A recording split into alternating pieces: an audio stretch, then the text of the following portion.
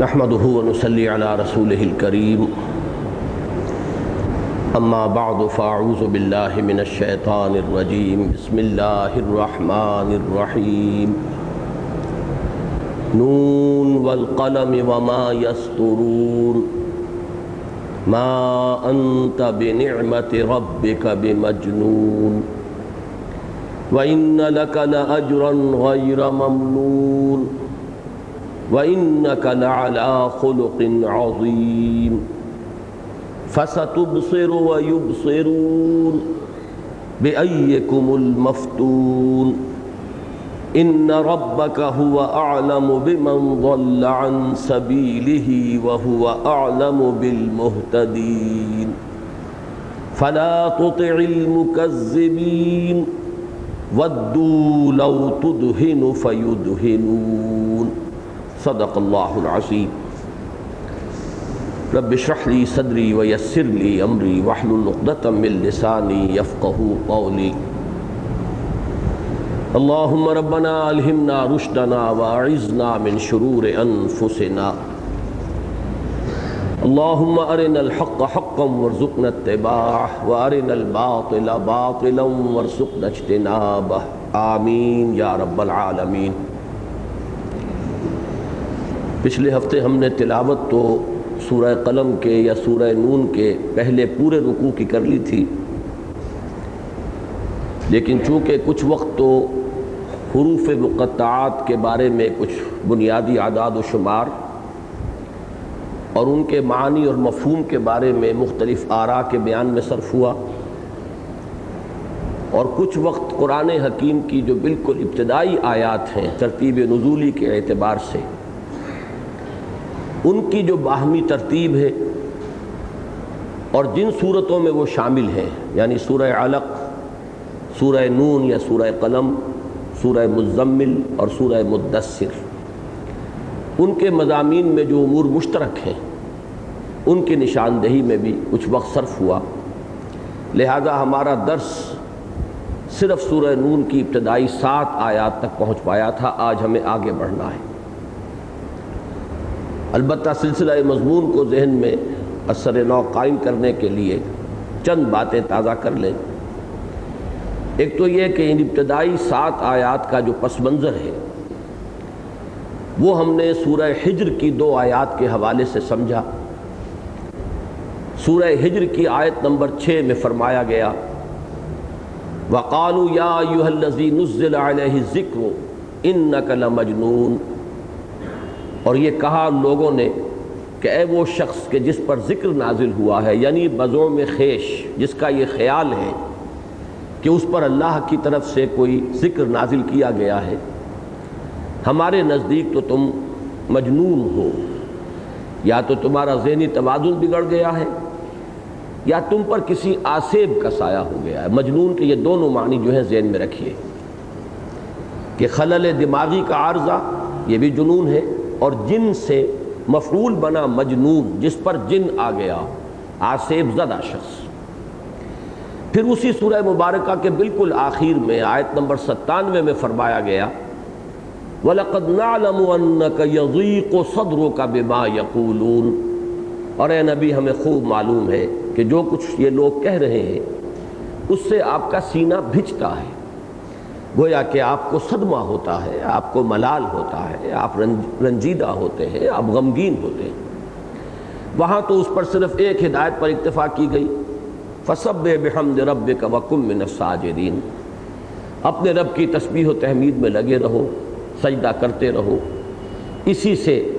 تمہیں صبر کی نعمت حاصل ہوگی، تم ان صدموں کو برداشت کر سکو گے۔ لیکن اسی ذہنی اور نفسیاتی پس منظر میں یہ جو آیات ہیں یہ ایک دلجوئی اور تسلی کا مضمون لیے ہوئے ہیں کہ نبی اکرم صلی اللہ علیہ وسلم کو تسلی دی جا رہی ہے، آپ کی دلجوئی کی جا رہی ہے کہ آپ ملول نہ ہو، غمگین نہ ہو، ان کی ان باتوں سے کوئی اثر قبول نہ فرمائے۔ تو یہ 7 آیات در حقیقت اسی پس منظر میں ان میں جو 7 آیات میں خطاب کا رخ جو ہے یوں سمجھیے کہ 2 طرف ہے۔ ایک تو جیسا کہ عرض کیا جا چکا خود حضور کی طرف تسلی اور دلجوئی کے انداز میں، اور ایک بالواسطہ خطاب ان لوگوں کی طرف بھی ہے کہ جو یہ بات کہہ رہے تھے، جنہوں نے جنون کا یہ الزام عائد کیا، استہزان کیا یا مخالفت کے انداز میں کیا، آپ کو مینٹل ٹارچر پہنچانے کے لیے کیا، یا جیسا کہ میں نے عرض کیا یہ ایک فطری سا رد عمل بھی ہو سکتا تھا، اس لیے کہ جو بات آپ نے فرمائی وہ ان کے معاشرے میں کوئی جانی پہچانی بات نہیں تھی۔ یہ مکے میں رہنے والے لوگ وہ ہیں قریش، جن کے پاس یوں سمجھیے کہ تقریباً 2500 برس سے کوئی نبی نہیں آئے، کوئی رسول نہیں آئے، تو نبوت اور رسالت کا بنیادی تصور جو ہے وہی ان کے ذہنوں سے اوجھل ہو چکا تھا۔ لہذا جب حضور صلی اللہ علیہ وسلم نے یہ بات فرمائی کہ میں غار حرا میں تھا اور وہاں میرے ساتھ یہ واقعہ پیش آیا، تو اس کا ایک فوری سا اور ایک فطری سا رد عمل بھی یہ ہو سکتا ہے، اور اس میں ایک طرح کی ہمدردی کا بھی پہلو ہو سکتا ہے کہ ہو سکتا ہے کہ ان پر کوئی آسیب آ گیا ہو، جس کو یہ سمجھے ہے کہ اللہ کا فرشتہ آیا ہے، وہ کوئی بدروح ہو، کوئی جن ہو، یا کوئی عارضہ جو ہے انہیں لاحق ہو گیا ہو،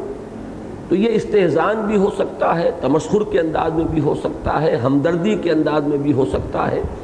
اور ان تمام منفی اور مثبت داعیات سے بالکل علیحدہ ہو کر ایسے ہی سرسری طور پر بھی یہ بات کہی جا سکتی ہے۔ اس پر دلجوئی اور تسلی حضور کو، اور دوسرا رخ ان کو کہ تم جو بات کہہ رہے ہو سوچ سمجھ کر بات کرو، ان کی سیرت، ان کا کردار، ان کے اخلاق حسنہ، ان کی شخصیت کا توازن، یہ تمام چیزیں کیا تمہیں اس بات کی طرف دلالت کر رہی ہیں کہ ان کا کہیں توازن جو ہے ذہنی وہ بگڑ گیا ہے؟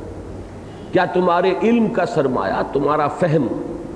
تمہاری عقل واقعتاً یہ حکم لگا رہی ہے؟ تو یہ گویا کہ مخالفین کی طرف بھی ایک بالواسطہ جو ہے روح سخن ہے۔ ایک ایک آیت کو لے لیجئے تو پہلی آیت نون والقلم وما یسطرون، یہ تو قسم پر مبنی ہے۔ اگلی آیت کے اندر دونوں رخ موجود ہیں، یعنی نبی اکرم صلی اللہ علیہ وسلم کے لیے دلجوئی اور تسلی بھی ہے، ایک ری ایشورنس کا انداز ہے۔ اس کی مثال آپ کو سورۃ الضحیٰ میں ملے گی۔ وہاں بھی چونکہ پس منظر میں ایک ایسی کیفیت تھی کہ حضور غمگین تھے، رنجیدہ تھے، فترۃ الوحی، کچھ وقفہ پڑ گیا تھا وحی کے تسلسل میں، اور اس کا صدمہ تھا حضور کی طبیعت پر۔ کچھ لوگوں نے بھی استہزاء کیا تھا کہ معلوم ہوتا ہے محمد تمہارا شیطان تمہیں چھوڑ گیا، معاذ اللہ، نقل کفر نباشت۔ یہ الفاظ وہ ہیں کہ جو جمیل جو حضور کی چچی تھی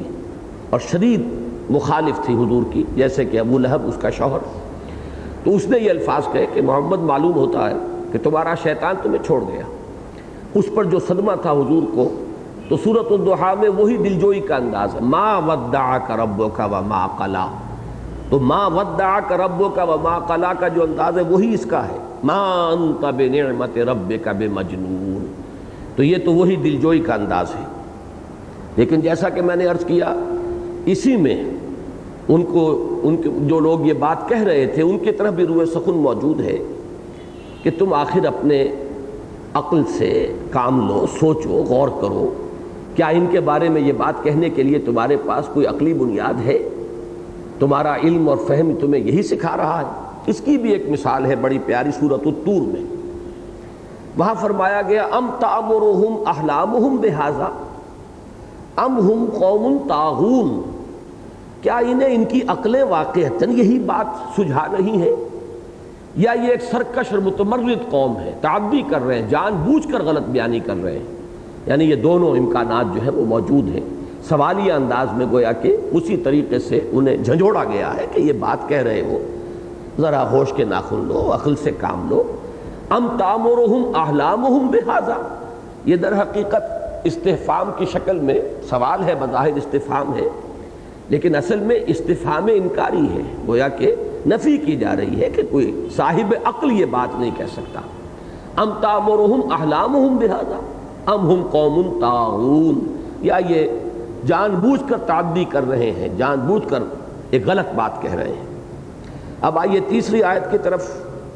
یہ خالصتاً دلجوئی اور تسلی اور حوصلہ افزائی کے مضمون پر مشتمل ہے، اور اس کی مثال بھی آپ کو ملے گی۔ یہاں فرمایا ان لک لاجرا غیر ممنون، اور پھر ہم رجوع کرتے ہیں سورۃ الضحیٰ کی طرف تو وہاں بھی آپ کو اس کی ہم وزن ہم مضمون آیت ملتی ہے وَلَلْآخِرَةُ خَيْرٌ لَكَ مِنَ الْأُولَىٰ، اے نبی آپ کے لیے تو ہر آنے والی گھڑی پچھلی گھڑی سے بہتر ہے، آپ کے درجات بلند سے بلندتر ہوتے چلے جائیں گے۔ یہ تھوڑا سا وقفہ جو وحی کے اندر آ گیا، اس سے ملول اور غمگین نہ ہو، بلکہ جیسے دن کی روشنی اور دن کی حرکت انسانی زندگی کے لیے ضروری ہے، اسی طرح رات کا سکون بھی ضروری ہے۔ تو پے بپے وحی کا آنا جو ہے وہ بھی آپ کے لیے مفید ہے، لیکن اس میں کچھ وقفہ جو ہے وہ بھی در حقیقت فطرت کا تقاضا ہے، اس کی اپنی حکمتیں ہیں جو اللہ تعالیٰ کے علم میں ہیں۔ چوتھی آیت، اس میں خطاب اصلاً منکرین سے ہے۔ اس میں جو فرمایا گیا فَسَتُبْصِرُ وَيُبْصِرُونَ بِأَيِّكُمُ الْمَفْتُونُ، ان قریب یہ بھی دیکھ لیں گے، آپ بھی دیکھ لیں گے، بلکہ اِنَّكَ لَعَلَىٰ خُلُقٍ عَظِيمٍ۔ چوتھی آیت یہ ہے، اے نبی صلی اللہ علیہ وسلم آپ تو اخلاق کی بہت بلندیوں پر فائز ہیں، بہت ہی اخلاق حسنہ۔ اس میں ظاہر بات ہے کہ حضور صلی اللہ علیہ وسلم سے خطاب کا رخ نہیں ہے، یہ بالواسطہ کل کی کل بات جو ہے کہی جا رہی ان لوگوں سے کہ ذرا پھر وہی کہ ذرا سوچو، غور کرو، کیا بات کہہ رہے ہو، اتنی متوازن شخصیت،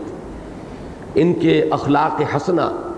کیا کسی مجنون یا آسیب زدہ شخص یا کسی پاگل شخص کا یہ اخلاق، یہ کردار، یہ متوازن شخصیت اس کی کبھی دیکھنے میں آئی ہے؟ اس کی بھی ایک مثال ہے جو سامنے رکھیں۔ سورہ شعراء میں فرمایا گیا ہے هل انبئکم علی من تنزل الشیاطین،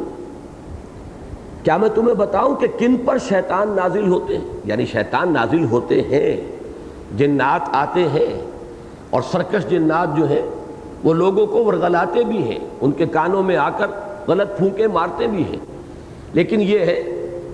کہ وہ تو ہم جنس کے پاس آتے ہیں۔ شیاطین تو آئیں گے انہی لوگوں کے پاس کہ جو خود شیطنت کے حامل ہوں، ان کی اپنی شخصیتیں اور کردار جو ہے وہ اس بات کا ثبوت دینے والی ہوتی ہیں کہ ان کا جو طرز عمل ہے وہ خود مناسبت رکھتا ہے کہ شیطان ہی ان پر نازل ہو۔ هل انبئکم علی من تنزل الشیاطین تنزل علی کل افاک اثیم، یہ شیاطین اترتے ہیں ان لوگوں پر کہ جو باتیں بنانے والے، گھڑ لینے والے، افک سے افاک ہے، اسیم گناہگار، ان کی زندگیاں خود اس بات کی گواہی دیتی ہیں کہ وہ دنیا کے کتے ہیں، دنیا کے پیچھے دوڑ رہے ہیں، جنہوں نے کہانت کی دکانیں لگائی ہوئی ہیں، وہ ہوتے ہیں کہ جن کا کردار جو ہے صاف نظر آ رہا ہوتا ہے۔ اس کے بعد آیات 5 تا 7 یہ کل کی کل دلجوئی پر اور تسلی پر، فَسَتُبْصِرُ وَيُبْصِرُونَ بِأَيِّكُمُ الْمَفْتُونَ ان ربک هو اعلم بمن ضل عن سبیلہ وهو اعلم بالمہتدین۔ یہ تمام یہ تینوں آیات جو ہیں حضور کے لیے دلجوئی اور آپ کی تسلی کے مضمون پر مشتمل ہیں۔ ہم نے جو سورہ حجر کی آیات کے حوالے سے اس کے پس منظر کو سمجھا ہے، آج میں ذرا سا اشارہ کر دینا چاہتا ہوں کہ اس سورہ مبارکہ کے آخر میں بھی یہ مضمون آیا ہے، اور اس کے ساتھ ایک مناسبت ہے۔ قرآن مجید کی بہت سی صورتوں میں العود الی البدء یہ ایک اصطلاح ہے کہ جس مضمون سے سورت کا آغاز ہوتا ہے اختتام پر پھر وہی مضمون آ جاتا ہے۔ اس کی بڑی ایک نمایاں مثال جو ہے یہ اس سورہ مبارکہ میں ہے۔ چنانچہ جس مضمون سے آغاز ہوا، جس کا بھی ہم نے تجزیہ کیا ہے آیت ایک ایک کے حوالے سے، آپ دیکھیے کہ اسی پر سورت ختم ہو رہی ہے۔ حضور سے فرمایا گیا فاصبر لحکم ربک ولا تکن کصاحب الحوت اذ نادى وهو مکظوم لولا ان تدارکہ نعمت من ربہ لنبذ بالعراء وهو مذموم فاجتباہ ربہ فجعلہ من الصالحین۔ اے نبی صبر کیجئے اور انتظار کیجئے اپنے رب کے حکم کا، اور اس مچھلی والے کے مانند نہ ہو جائیے کہ جس نے ہمیں پکارا تھا جبکہ وہ صدمے کو اپنے اندر جھیل رہا تھا، گھونٹ رہا تھا، اور اگر اس کے رب نے اس کی دستگیری نہ کی ہوتی تو وہ تو ایک چٹیل میدان میں پھینک ہی دیا گیا تھا مذمت زدہ ہو کر۔ پھر اس کے رب نے اسے چن لیا، پسند فرما لیا اور اسے اپنے صالح بندوں میں سے کر دیا۔ ان 3 آیات میں ذکر ہے حضرت یونس علیہ السلام کا،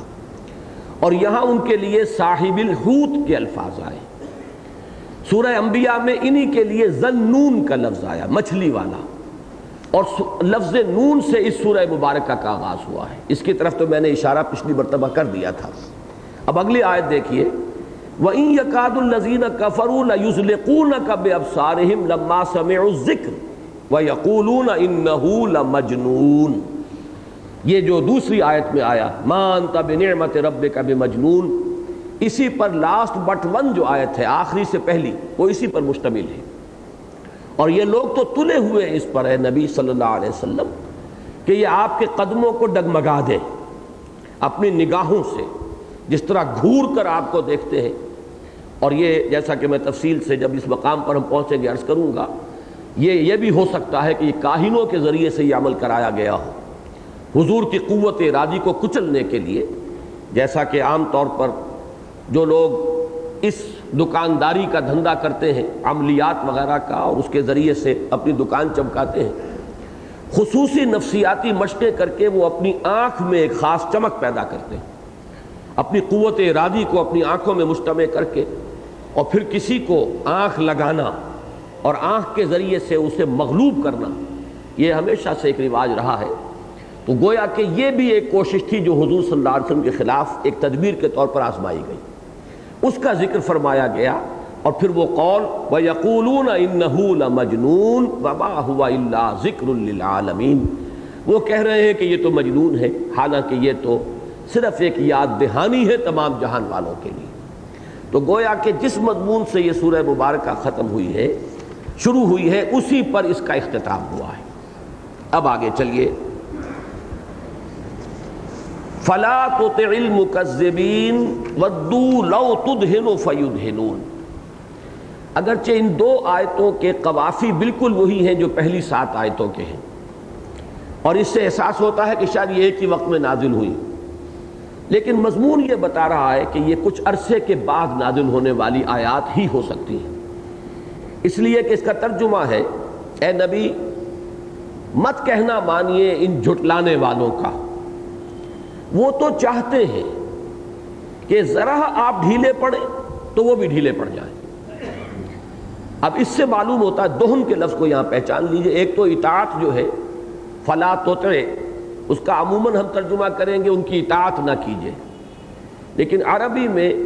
امر کا لفظ جو ہے وہ صرف حکم دینے کے لیے نہیں آتا بلکہ مشورے کے لیے بھی آتا ہے. اور اطاعت کے معنی کسی کا حکم مان لینا ہی نہیں ہوتا، بلکہ کسی کے مشورے کو قبول کر لینا، کسی کی بات کو دھیان اور توجہ سے گویا کہ ایک دلی آمادگی کے ساتھ سن لینا، یہ بھی اس لفظ کے اندر مفہوم موجود ہے. تو فلا تطع المکذبین، اس کا صرف یہ ترجمہ نہیں ہوگا کہ اے نبی آپ ان جھٹلانے والوں کی اطاعت نہ کیجئے. اطاعت کا لفظ یہاں پر ثقیل محسوس ہوتا ہے حضور صلی اللہ علیہ وسلم کے تذکرے میں، بلکہ یہ کہ آپ ان کی طرف دھیان نہ دیجئے، آپ ان کی باتوں کی طرف توجہ نہ کیجئے، آپ ان کی چکنی چپڑی باتوں پر نہ جائیے، آپ ان کے مشوروں کو آپ اپنی توجہ کے ساتھ سنیے بھی مت. فلا تطع المکذبین ودوا لو تدہن فیدہنون. دہن کہتے ہیں چکنائی کو، تنبت بالدہن، یہ جو درخت ہے، اور والتین والزیتون، تو زیتون کا درخت جو ہے چونکہ اس کے اندر ایک طرح کی چکنائی بھی ہوتی ہے تو اس لیے کہا گیا اس کو تنبت بالدہن. وہ درخت کے جو چکنائی لے کر پیدا ہوتا ہے، اس میں سے تیل نکلتا ہے. تو دہن جو ہے، اسی لیے لفظ میری زبان پر آ گیا، چکنی چپڑی باتیں. مداہنت اسے کہتے ہیں کہ آپ اپنی بات سے ذرا پیچھے ہٹ کر کسی دوسرے کی بات کو بظاہر قبول کر لیجئے تاکہ وہ فرکشن اور تصادم کی فضا جو ہے وہ ختم ہو جائے. یہ مختلف زبانوں میں اس کے لیے مختلف الفاظ آتے ہیں، اور یہاں پر ایک لفظ ذرا نوٹ کر لیجئے، ایک ہے مدارات. خاطر مدارات کے ساتھ ہم جس لفظ کا استعمال کرتے ہیں، خاطر مدارات، تواضع، یہ اور شے ہے، اور مداہنت بالکل اور شے ہے. کسی شے کو غلط سمجھنے کے باوجود محض تصادم سے بچنے کے لیے یا کسی مصلحت کے لیے اس کے لیے نرم گوشہ اختیار کر لینا، یہ ہے مداہنت. یہ اس کے لیے حضور صلی اللہ علیہ وسلم کو روکا جا رہا ہے کہ آپ مداہنت نہ فرمائیں. یہ تو مشورہ دے رہے ہیں آپ کو، ودو، یہ چاہتے ہیں، لو تدہنو، کہ کسی طرح آپ تھوڑے سے نرم پڑ جائیں. فیدہنون اگرچہ قاعدے کے روح سے ہونا چاہیے فیدہنو، اس لیے کہ یہ جواب شرط ہے، لو تدہنو فیدہنو، لہذا یہ کہا گیا ہے کہ یہاں ہم محذوف ہے. ودو لو تدہنو فہم یدہنون، وہ تو اس پر تلے ہوئے ہیں، وہ خود چاہتے ہیں کہ کسی طریقے سے یہ تصادم ختم ہو جائے اور کسی طرح لے دے کر معاملہ ہو جائے، مداہنت کی روش اختیار کر لے. بس وہ یہ کہ آپ چونکہ اڑے ہوئے ہیں، اپنے موقف پر ڈٹے ہوئے ہیں، جیسے سورہ شورى میں فرمایا گیا فاستقم واستقم کما امرت، ڈٹے رہیے جیسے کہ آپ کو حکم ہوا ہے. تو حضور صلی اللہ علیہ وسلم کو پیش کی یہاں پر یہ خبر دی جا رہی ہے کہ یہ مراحل آئیں گے اور ان مرحلوں کے لیے آپ کو پہلے سے ذہناً تیار رہنا چاہیے کہ کہیں مداہنت نہ ہو. یہ ظاہر بات ہے کہ صورت کب پیدا ہوئی ہے، اس کو نوٹ کر لیجئے. کسی بھی انقلابی دعوت اور انقلابی تحریک میں، جیسا کہ میں پچھلی مرتبہ عرض کر چکا ہوں، پہلی کوشش یہ ہوتی ہے اس کو روکنے کے لیے کہ اس کا جو داعی ہے اس کی شخصیت کو مشتبہ کر دیا جائے، کیریکٹر ایسیسینیشن جسے آپ کہتے ہیں، اس کی قوت ارادی کو کچل دیا جائے، منہ کی پھونکوں سے چراغ بجھا دیا جائے. یریدون لیطفئوا نور اللہ بافواہہم، چٹکیوں میں اڑا دیا جائے، پاگل ہے، مجنون ہے، شاعر ہے، ساحر ہے. یہ ساری کوششیں ڈیلیبریٹلی ہوتی ہیں، بالارادہ ہوتی ہیں، اس لیے کہ ظاہر بات ہے کہ اگر وہ داعی جو ہے اس کی ہمت جواب دے جائے، وہ بددل ہو کر بیٹھ رہے، اس کی عزیمت جو ہے اس میں ضعف پیدا ہو جائے، تو گویا کہ نپ دی ایول ان دی بڈ والا معاملہ ہو جائے گا کہ جو نظام اس وقت قائم ہے اس کے اعتبار سے تو جو کچھ وہ بات کہہ رہے ہیں وہ ان کے مفادات کے لیے وہ خطرناک ہے. لہذا اس خطرے کو روکنے کا سب سے پہلا جو سد باب ہے وہ یہی ہے کہ داعی کی شخصیت کو مشتبہ بنا دیا جائے اور اس کی قوت عزیمت جو ہے اسے کچل دیا جائے. اس کے بعد دوسرا مرحلہ آتا ہے جو پرسیکیوشن کا ہے، خاص طور پر جب کہ یہ محسوس ہو کہ ان کی دعوت تو پھیل رہی ہے، اور بالخصوص جب کہ دو طبقات، خاص طور پر سیرت النبی کے حوالے سے یہ بات سمجھ میں آتی ہے،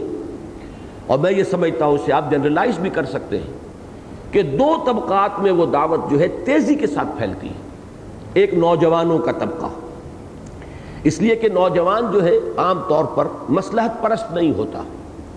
ابھی اس کی فطرت مسخ نہیں ہوئی ہوتی، صحیح بات اس کے دل کو جا کر لگتی ہے اور وہ اسے قبول کرتا ہے. ابھی بیڑیاں اس کے پاؤں میں جو ہے پڑی نہیں ہوتی مصلحتوں کی، بعد میں تو جا کر مصلحتیں ہیں، چودراہٹیں ہیں، اپنی گروہی مفادات ہیں، مراعات یافتہ طبقے کو جو مفادات حاصل ہیں وہ سب ہے کہ جو پھر آدمی کے پاؤں میں بیڑیاں بن کر پڑ جاتے ہیں اور کسی ایسی دعوت کو قبول کرنے کی اجازت نہیں دیتے کہ جس سے ان کے اپنے مفادات پر زد پہنچتی. لیکن یہ کہ نوجوانوں کا طبقہ جو ہے ایک کھلے ذہن، کھلے دل کے ساتھ ابھی وہ سلامت فطرت جو ہے وہ باقی ہے، لہذا یہ طبقہ پیش قدمی کرتا ہے کسی انقلابی دعوت کی طرف. اور یہی ہم دیکھتے ہیں حضور صلی اللہ علیہ وسلم پر ابتدا میں ایمان لانے والوں میں ایک بڑی تعداد ٹین ایجرز پر مشتمل تھی، نوجوان لوگ، وہ خباب بن الارت ہوں، عمار ابن یاسر ہوں، وہ ان میں سے اور حضرت سعد ابن ابی وقاص ہوں، مختلف حضرات جو ہیں، مصعب بن عمیر ہوں، یہ سب وہ لوگ ہیں کہ جو ابھی بالکل جس کو ہم کہتے ہیں 17 18 19 20 کی عمر، اس کے یہ نوجوان تھے. اور دوسرا طبقہ کہ جو کسی انقلابی دعوت کی طرف پیش قدمی کرتا ہے وہ جو پسا ہوا دبا ہوا طبقہ ہوتا ہے، مستضعفین جنہیں دبا لیا گیا ہے. اور اس معاشرے کے اندر مستضعفین کی سب سے نمایاں شکل تھی وہ غلاموں کا طبقہ. ظاہر بات ہے کہ ان کے تو کوئی مفادات ہے نہیں، وہ دبے ہوئے پسے ہوئے، کوئی انقلابی دعوت ہوگی تو ان کے لیے تو کوئی نہ کوئی خیر ہی کا معاملہ آئے گا، کچھ ان کے بندھن جو ہیں وہ کٹیں گے، کچھ ان کی بیڑیاں جو ہیں وہ ڈھیلی ہوں گی. لہذا ہر انقلابی دعوت میں یہ دو طبقات پیش قدمی کرتے ہیں. نبی اکرم صلی اللہ علیہ وسلم پر بھی جہاں نوجوان جو ہیں قریش کے اعلیٰ گھرانوں کے وہ رجوع کر رہے تھے حضور کی طرف، ساتھ ہی جو غلاموں کے طبقے میں سے ہمیں نظر آتا ہے حضرت بلال ہیں، ابو فقی ہیں، مختلف حضرات جو ہے وہ پیش قدمی کر رہے ہیں. اس کے بعد شروع ہوتا ہے پرسیکیوشن کا دور. انہیں مارو، انہیں بھوکا رکھو، انہیں زنجیروں کے اندر جکڑ دو تاکہ دن میں تارے نظر آئیں۔ تیسرا مرحلہ وہ آتا ہے جب کہ انہیں محسوس ہو جائے کہ ہمارا یہ تشدد بھی اس دعوت کا راستہ نہیں روک سکا۔ یہ تیسرا مرحلہ ہے جس میں پھر اب مصالحت کے لیے گفتگو ہوتی ہے کہ کچھ لے دے کر معاملہ ہو جائے، اور اس وقت بڑی چکنی چپڑی باتیں کی جائیں گی، اس وقت طرح طرح کے جو ہے جال بچھائے جائیں گے، لالچ دیے جائیں گے۔ سیرت النبی میں آپ کو واقعات ملتے ہیں، سفارتوں پر سفارتیں آ رہی ہیں۔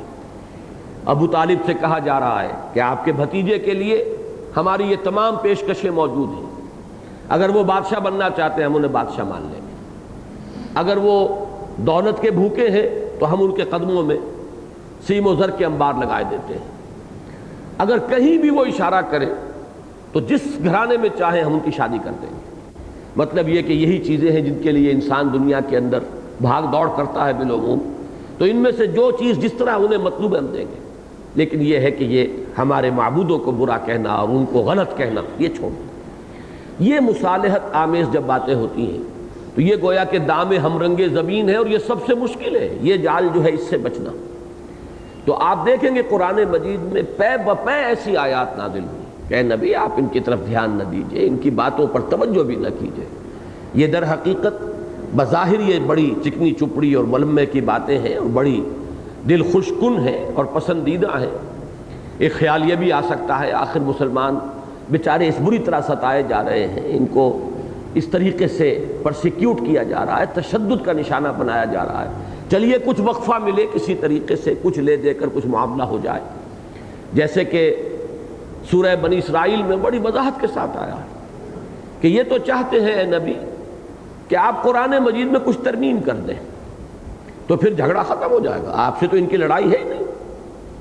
وَلَوْلَا أَن ثَبَّتْنَاكَ لَقَدْ كِدتَّ تَرْكَنُ إِلَيْهِمْ شَيْئًا قَلِيلًا، اور اے نبی اگر ہم نے ہی آپ کو جمائے نہ رکھا ہوتا تو کوئی عجب نہیں کہ آپ ان کی طرف کچھ جھکی جاتے، طبیعت میں آمادگی پیدا ہو ہی جاتی۔ اس لیے کہ جیسے بعد کے دور کا تصور کیجئے، اس وقت یہ ابتدائی دور کی بات نہیں کر رہا، یہ جو سن 10 11 12 یہ تو 9 10 سے شروع ہو گیا تھا، وہ کس قدر دباؤ پڑ رہا تھا۔ اور پھر حضور صلی اللہ علیہ وسلم طائف گئے ہیں، اور وہاں سے بھی آپ کو معلوم ہے کہ بظاہر احوال دنیاوی اعتبار سے تو ناکام لوٹ کر آئے، ادھر مکے میں داخلے کا امکان نہیں، اس لیے کہ قتل کا فیصلہ کیا جا چکا ہے۔ ان حالات میں جو دباؤ پڑ رہا تھا تو بربنائے طبع بشری ہو سکتا ہے کہ کبھی یہ خیال آپ کے دل میں آ ہی جاتا، یہ تو ہم نے اپنے آپ کے پائے ثبات کو جمائے رکھا ہے۔ وَلَوْلَا أَن ثَبَّتْنَاكَ لَقَدْ كِدتَّ تَرْكَنُ إِلَيْهِمْ شَيْئًا قَلِيلًا۔ تو جو بات اس حد تک پہنچنے والی تھی یہاں فرما دیا گیا اے نبی وَدُّوا لَوْ تُدْهِنُ فَيُدْهِنُونَ، یہ چاہتے ہیں کہ ذرا آپ ڈھیلے پڑے تو یہ بھی ڈھیلے پڑ جائیں گے، یہ بھی مصالحت کے لیے آمادہ ہو جائیں گے۔ لیکن یہ کہ آپ کی جو دعوت ہے اور آپ کا جو فرض منصبی ہے اس کے اعتبار سے اس کے بارے میں آپ قطعاً سوچئے بھی مت، یہاں تک کہ ان کی بات کبھی توجہ سے سنیے بھی مت۔ اب یہ آیات ہیں در حقیقت جن کے حوالے سے مضمون کا اگلا سرا جڑ رہا ہے۔ یہ کردار جیسا کہ میں نے پہلے عرض کیا تھا کہ جو نمایاں لوگ تھے اس وقت سرداران قریش میں سے، ان میں سے اس کردار کو اختیار کرنے والا مصالحت آمیز کردار، کچھ لے دے کر بات طے کر لینے کے لیے پیشکشیں اور اس کے لیے فرمائش، اس کے لیے سمجھانے کا انداز بڑے خلوص و اخلاص کے ساتھ خیر خواہی کے انداز میں، اس میں ولید بن مغیرہ جو ہے یہ ایک نمایاں کردار تھا۔ میں نے پچھلی مرتبہ عرض کیا تھا کہ حضور کے جو معاندین اور مخالفین تھے ان میں ایک تو بدترین کردار ابو لہب کا، اس کا تو قرآن مجید میں نام لے کر ذکر کیا گیا، پوری سورہ مبارکہ ہے تبت یدا ابی لہب وتب ما اغنی عنہ مالہ وما کسب سیصلی نارا ذات لہب وامرأتہ حمالۃ الحطب فی جیدہا حبل من مسد۔ 5 آیات پر مشتمل پوری سورہ مبارکہ وہ ابو لہب کے ذکر پر، اور اس میں ضمناً اس کی بیوی کا ذکر بھی، ام جمیل کا ذکر بھی موجود ہے۔ لیکن یہ کہ بالکل دوسری انتہا پر آپ کو نظر آئے گا ابو جہل کا کردار۔ ابو لہب میں سرے سے کوئی خوبی تھی ہی نہیں، وہ نہ صرف یہ کہ حضور کا انتہائی مخالف، انتہائی معاند، کھلم کھلا آپ کے خلاف کارروائیاں کرنے والا، بلکہ یہ کہ اس کے ساتھ ساتھ بزدل بھی اور اس کے ساتھ ساتھ بخیل بھی، بلکہ اپنے معاشرے میں وہ اس اعتبار سے بدنام تھا کہ چونکہ بیت اللہ کا جو بیت المال تھا وہ اس کی تحویل میں تھا، اس نے وہاں سے غزال زرعی چوری کر لیا تھا۔ جیسے ہمارے ہاں بعض اوقات ہو جاتا ہے، بعض لوگ بدنام ہو جاتے ہیں، کسی منسٹر کے ساتھ کسی زمانے میں چینی چور کا لفظ لگ گیا تھا، اسی طریقے سے اس معاشرے کے اندر بھی وہ مشہور تھا کہ اس نے چوری کی ہے۔ بیت اللہ کا جو بھی خزانہ تھا اس میں سے اس نے غزال زرعی چرا لیا ہے، ایک ہرن سونے کا بنا ہوا، چھوٹا ہوگا مجسمہ جو کہیں چڑھاوے میں چڑھایا گیا، اور وہ اس نے چرا لیا تھا۔ تو یوں سمجھیے کہ ہر خیر سے خالی انسان یہ ابو لہب تھا۔ ویسے تو یہ کہ کفار میں اگر آپ شمار کریں گے تو دوسری انتہا پر ابو طالب آئیں گے، کیونکہ وہ بھی ایمان تو نہیں لائے۔ اس اعتبار سے اگر سپیکٹرم مکمل کرنا ہے ان کا کہ جو حضور پر ایمان نہیں لائے، ان میں بدترین شخص ابو لہب اور بہترین شخص ابو طالب، کہ اگرچہ وہ ایمان تو نہیں لائے لیکن یہ کہ حضور کے پشت پناہ رہے، سپورٹر رہے، مددگار رہے۔ بس یہ کہ وہی جو ایک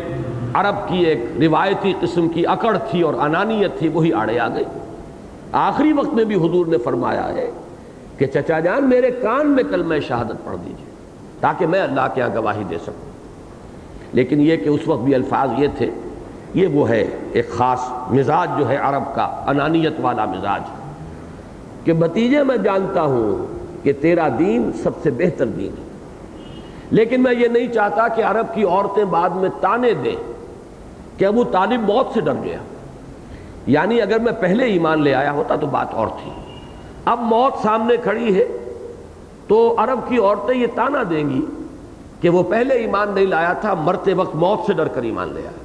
یہ میں نہیں برداشت کر سکتا۔ بہرحال اگر تو اسپیکٹرم مکمل کریں گے کہ جو بھی اسلام کی سرحد سے باہر رہ گئے ان میں بدترین شخص ابو لہب، بہترین شخص ابو طالب، اور عجیب بات یہ کہ دونوں حضور کے چچا ہیں، بدترین بھی وہی موجود ہے گھر میں اور بہترین بھی وہی۔ البتہ یہ کہ ابو طالب کو نکال دیجئے اس لیے کہ مخالفین کا جب ہم بنائیں گے اسپیکٹرم تو وہ مخالف نہیں تھے، وہ تو سپورٹر تھے۔ تو مخالفین میں بہترین کردار ابو جہل کا ہے، وہ کردار ہے کہ جو سورہ علق میں آئے گا تفصیلاً زیر بحث، اور اس کو جیسا کہ میں پچھلی مرتبہ بھی عرض کر چکا ہوں، حضور صلی اللہ علیہ وسلم نے ابو جہل اور حضرت عمر ان دونوں کو پیش کیا تھا اللہ تعالیٰ کے سامنے کہ پروردگار ان دونوں میں سے ایک کو تو ضرور میری جھولی میں ڈال دے، ان دو میں سے ایک کو تو ضرور قبول فرما لے اور ایمان لانے کی توفیق عطا فرما۔ معلوم ہوا کہ کچھ توازن ہے، کوئی چیز ہے کہ جو حضرت عمر رضی اللہ تعالیٰ عنہ کا کہ جو کردار ہے بیسک کریکٹر، اور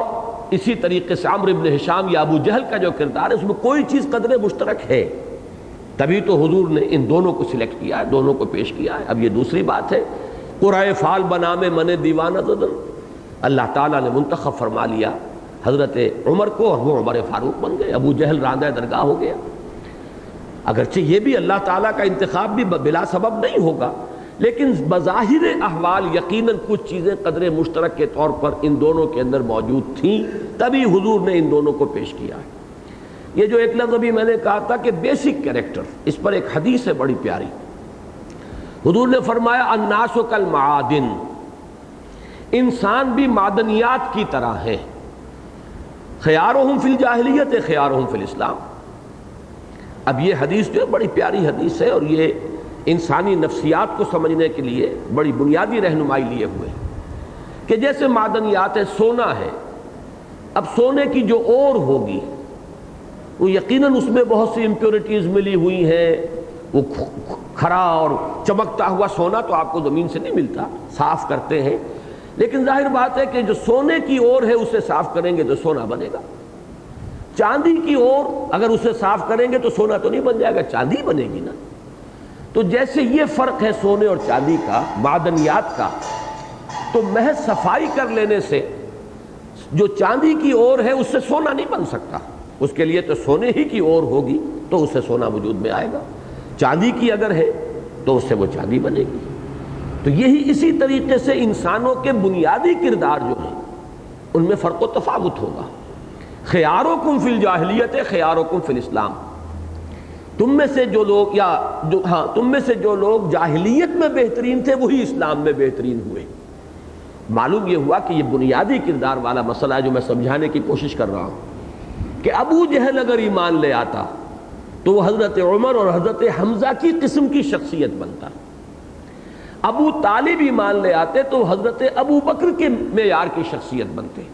یعنی یوں سمجھئے کہ الناس کالمعادن خیارکم فی الجاہلیت خیارکم فی الاسلام،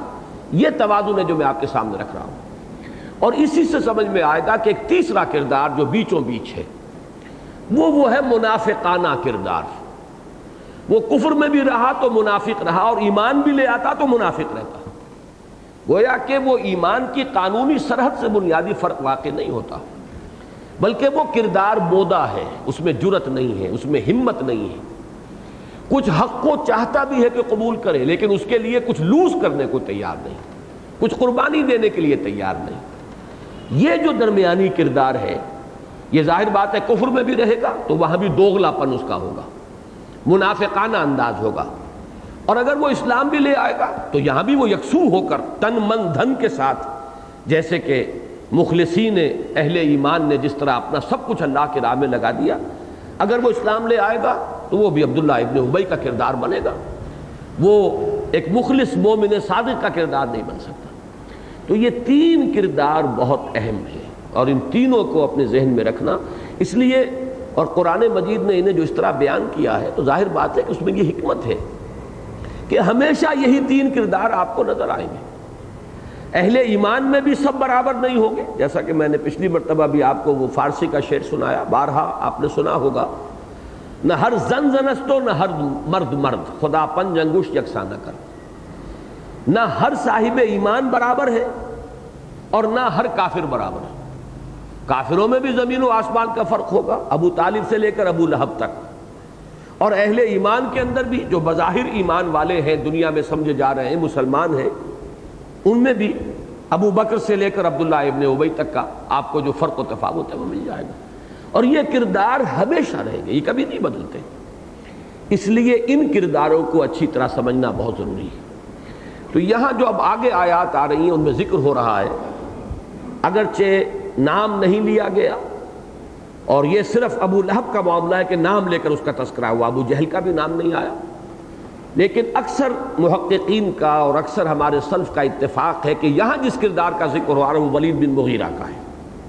اگرچہ ایک رائے اخنس بن شریق کے بارے میں بھی آئی ہے، لیکن وہ کم لوگوں کی رائے ہے، اکثر و بیشتر کی رائے ولید بن مغیرہ کی ہے۔ پھر سورہ مدثر میں ذرنی ومن خلقت وحیدا وجعلت له مالا ممدودا، اس میں تو بالکل اجماع ہے کہ وہ ولید بن مغیرہ کا کردار ہے۔ اور یہاں آپ دیکھیں گے کہ جتنا غضب بھڑک رہا ہے اس کردار پر اللہ کا، اتنا غضب جو ہے نہ ابو جہل پر بھڑکا ہے نہ کسی اور پر۔ ٹھیک ہے ابو لہب کا تذکرہ جو ہے وہ ہو گیا ہے، لیکن وہ تلخی جو یہاں آپ کو محسوس ہوگی وہ ابو لہب کے بیان میں بھی نہیں۔ بیزاری کا انداز ہے، جیسے نفرت کا انداز ہو، بیزاری کا انداز ہو، جو میں سورہ صف کے درس کے ضمن میں عرض کیا کرتا ہوں، مقت جو ہے وہ غضب ہی نہیں بلکہ بیزاری کی کیفیت کو کہتے ہیں، یہ غصے سے آگے کی بات ہے۔ لیکن وہ جو ایک تلخی اور غضب اور غیظ کا عالم جو ان الفاظ میں اس کی کردار نگاری کے لیے جو الفاظ آئے ہیں ان کو پڑھیے، اور اس کا ان دو آیات کے ساتھ براہ راست ربط ہے۔ فَلَا تُطِعِ الْمُكَذِّبِينَ وَدُّوا لَوْ تُدْهِنُ فَيُدْهِنُونَ۔ یہ کون ہے جو آپ کو آمادہ کر رہا ہے اس مصالحت کے لیے، اور بڑی خیر خواہانہ انداز میں اور چکنی چپڑی باتیں کر کے، اور آپ کو اس دام ہم رنگ زمین میں جو چاہتا ہے کہ آپ کو پھنسا لے؟ فرمایا وَلَا تُطِعْ كُلَّ حَلَّافٍ مَّهِينٍ حَمَّازٍ مَّشَّاءٍ بِنَمِيمٍ مَّنَّاعٍ لِّلْخَيْرِ مُعْتَدٍ أَثِيمٍ عُتُلٍّ بَعْدَ ذَلِكَ زَنِيمٍ أَن كَانَ ذَا مَالٍ وَبَنِينَ إِذَا تُتْلَىٰ عَلَيْهِ آيَاتُنَا قَالَ أَسَاطِيرُ الْأَوَّلِينَ سَنَسِمُهُ عَلَى الْخُرْطُومِ۔ تو مت کہنا مانیے وَلَا تُطِعْ كُلَّ حَلَّافٍ مَّهِينٍ، ہر اس شخص کا، یہاں پر جنرلائز کر کے بات کی جا رہی ہے، کردار معین ہے، یہ الفاظ جو ہے معاشرے کے اندر بالکل ان کا جو مصداق ہے وہ معین تھا، لوگ سمجھ رہے تھے کہ کس شخص کی یہ مدح ہو رہی ہے یا کس شخص کی کردار نگاری ہو رہی ہے۔ پہلا لفظ نوٹ کیجئے کس قدر اہم ہے، حلاف، بہت زیادہ قسمیں کھانے والا، اور حلاف کے ساتھ مہین، جو نہایت ہی ہلکا آدمی ہے، اپنی شخصیت کے اندر کوئی وزنی شخصیت کا حامل نہیں ہے، عام لوگوں کے نکاح میں اس کی کوئی وقت نہیں ہے، قدر نہیں ہے۔ یہ دونوں الفاظ دو الفاظ کے جوڑے آ رہے ہیں اور ان میں بڑا گہرا ربط ہے۔ حلاف زیادہ قسمیں کھانے والا، بہت حلف اٹھانے والا،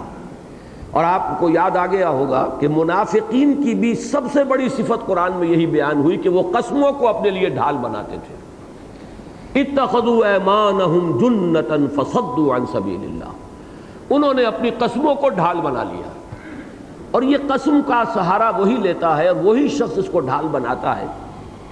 جسے یہ احساس ہو گیا ہو کہ میری بات کا اعتبار نہیں رہا،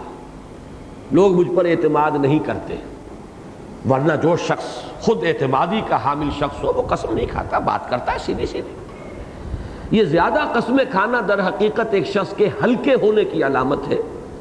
اور گویا کہ اس میں غمازی ہوتی ہے اس بات کی کہ اسے خود یہ احساس ہے کہ میرا اگر سمپل سٹیٹمنٹ ہوگا بغیر قسم اور حلف کے تو لوگ اسے مانیں گے ہی نہیں،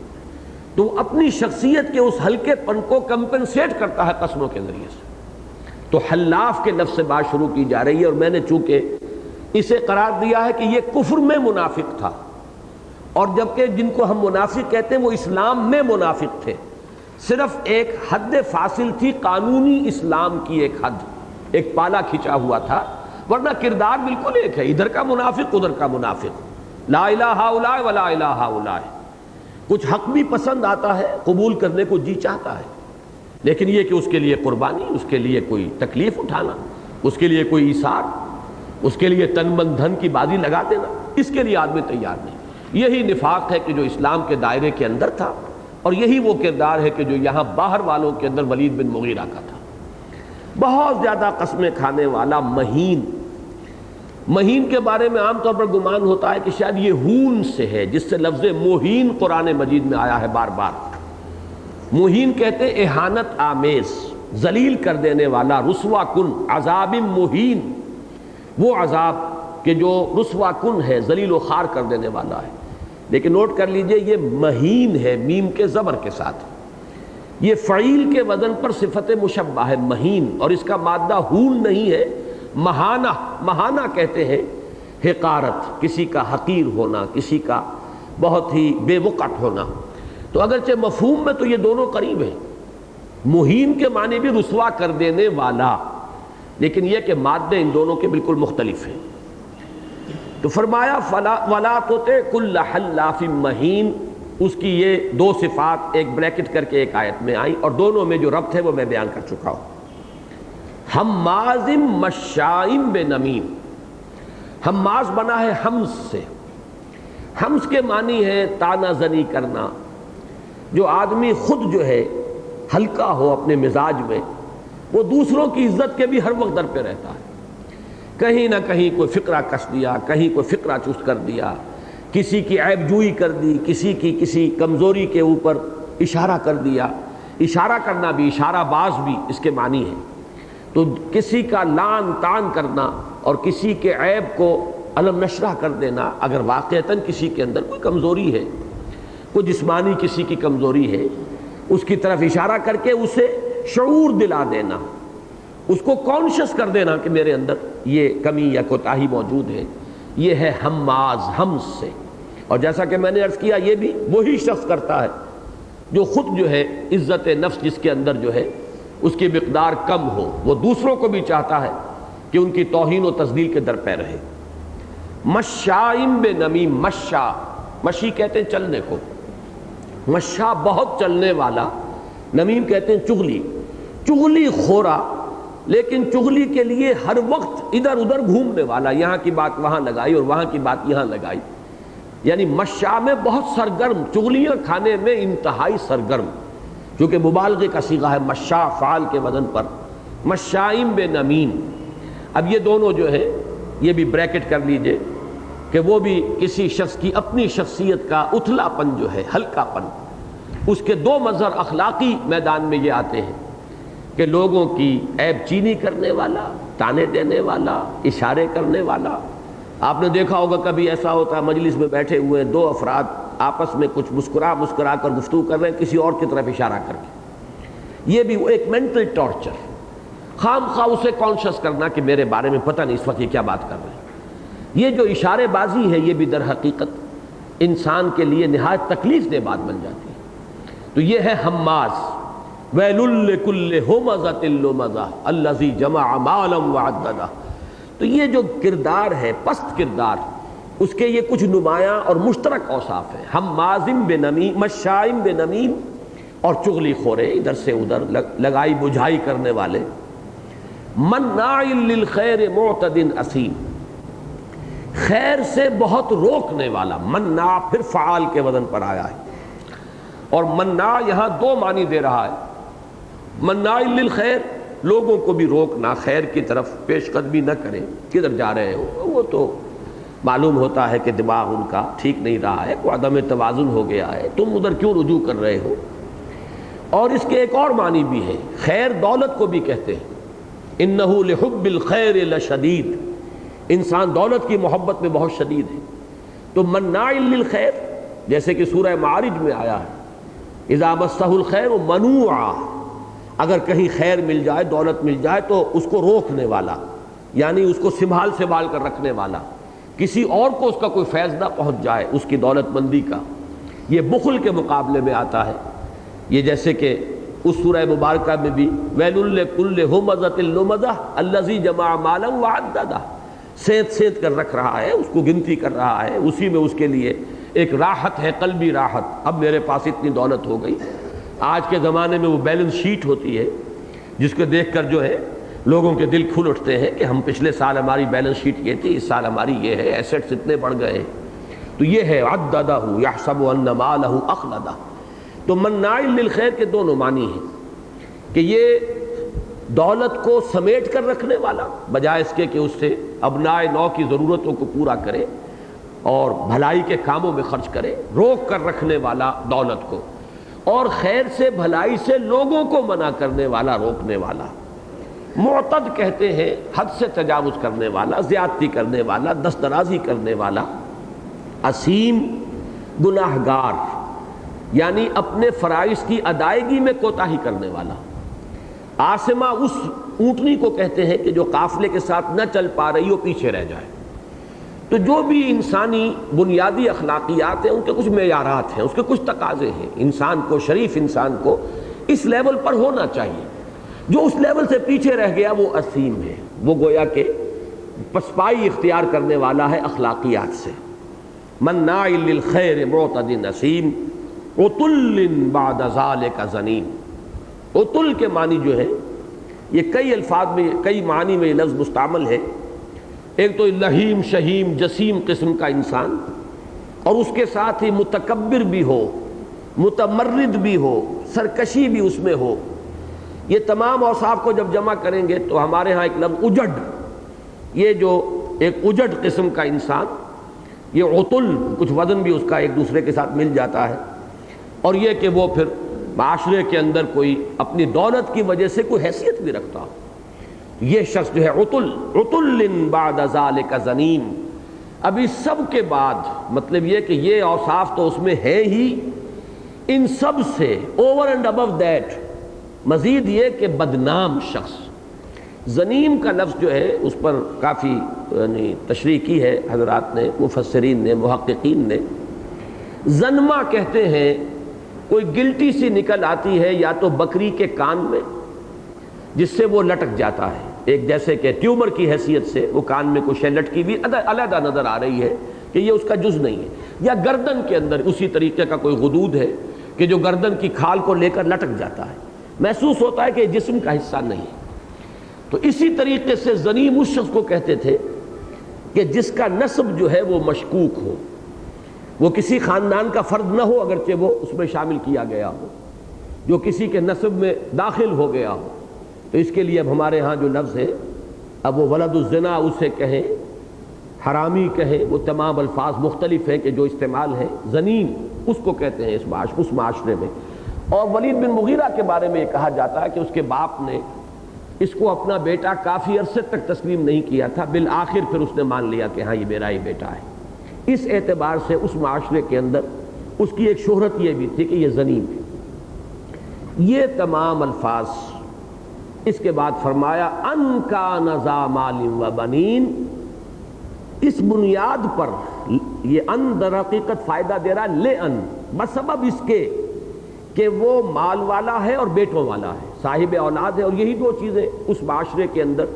عزت کی بنیاد تھی۔ آج تو ایک چیز تو نکل گئی ہے، اب اولاد کی جو ہے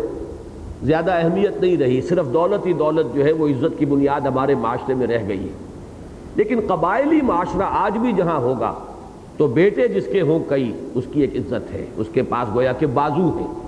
اس لیے کہ وہاں تو اپنی عزت کا دفاع خود کرنا ہوتا ہے۔ سیٹلڈ سویلائزیشن میں تو یہ چیزیں پولیس، پرچہ، تھانہ، یہ وہ 100 قسم کے تحفظات جو ہے وہ انسان کو حاصل ہو جاتے ہیں، لیکن وہ جو ابتدائی تمدن کی سٹیج ہوتی ہے اس میں تو ہر ایک کو اپنی عزت کی حفاظت خود کرنی ہوتی ہے، تو جس کے پاس بازو نہ ہو وہ گویا کہ خطرے میں ہوتی ہے اس کی عزت ہر وقت۔ تو بیٹوں والا ان کان ذا مال و بنین اذا تتلی علیہ آیاتنا قال اساطیر الاولین، جب اس پر ہماری آیات تلاوت کی جاتی ہیں تو کہتا ہے یہ پچھلی ہیں کہانیاں، لکھی ہوئی چیزیں ہیں۔ اساطیر اسطورہ سے بنا ہے، وہ سطر ہی سے، وما یسترون، یہ پہلے کی لکھی ہوئی چیزیں ہیں، وہاں سے ہی یہ لے کر نقل کر رہے ہیں۔ اساطیر الاولین سنسمہ علی الخرطوم، ہم عنقریب داغیں گے اس کی ناک پر۔ خرطوم کہتے ہیں سونڈ کو، یہ جو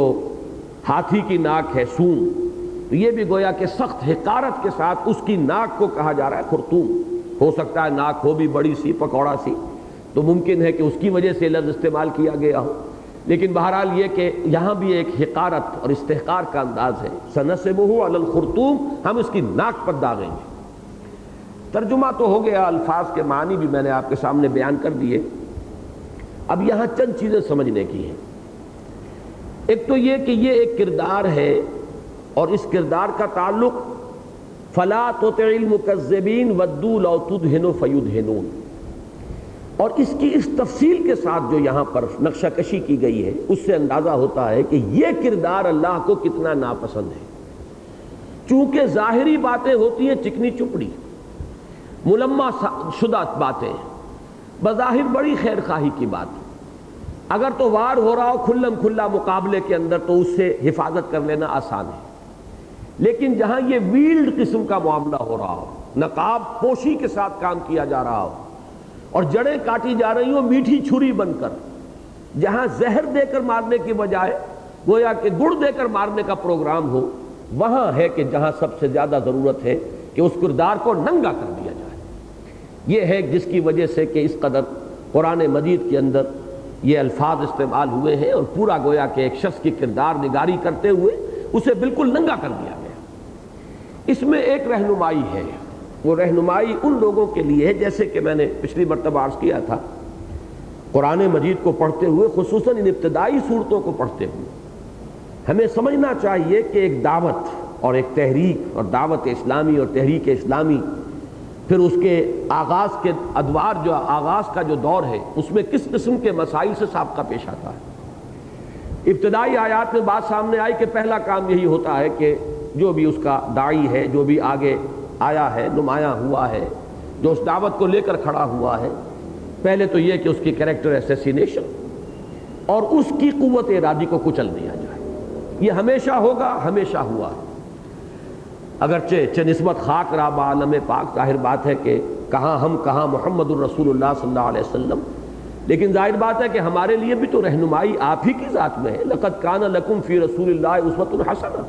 کہاں جائیں گے اپنے لیے نمونہ تلاش کرنے کے لیے؟ اس کے حوالے سے یہ عرض کر رہا ہوں کہ اس کا کوئی تھوڑا سا مزہ میں نے چکھا تھا۔ آپ کو یاد ہوگا جس زمانے میں میری کریکٹر ایسیسینیشن اس معاشرے میں اور پورے اخبارات کے اندر، ان کو تو چھوڑ دیجئے کہ جو سوشلسٹ قسم کے یا مغربیت زدہ، اباحیت پسند خواتین کے حلقے اور جو اس قسم کے اخبارات تھے جن میں وہ کارٹون بھی بنے اور نہ معلوم کیا کیا میرے بارے میں کہا گیا، the most hated person among the educated ladies of Pakistan,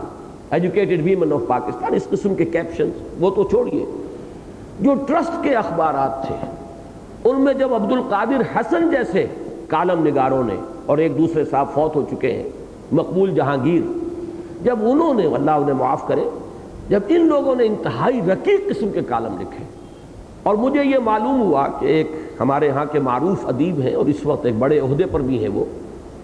اس وقت انہیں خاص طور پر ایک نیا عہدہ آفر کیا گیا ایک خاص ادارے میں کہ ہم ایک نیا عہدہ جو ہے ایڈیشنل ڈائریکٹر کا وہاں پر آپ کے لیے کریٹ کرتے ہیں،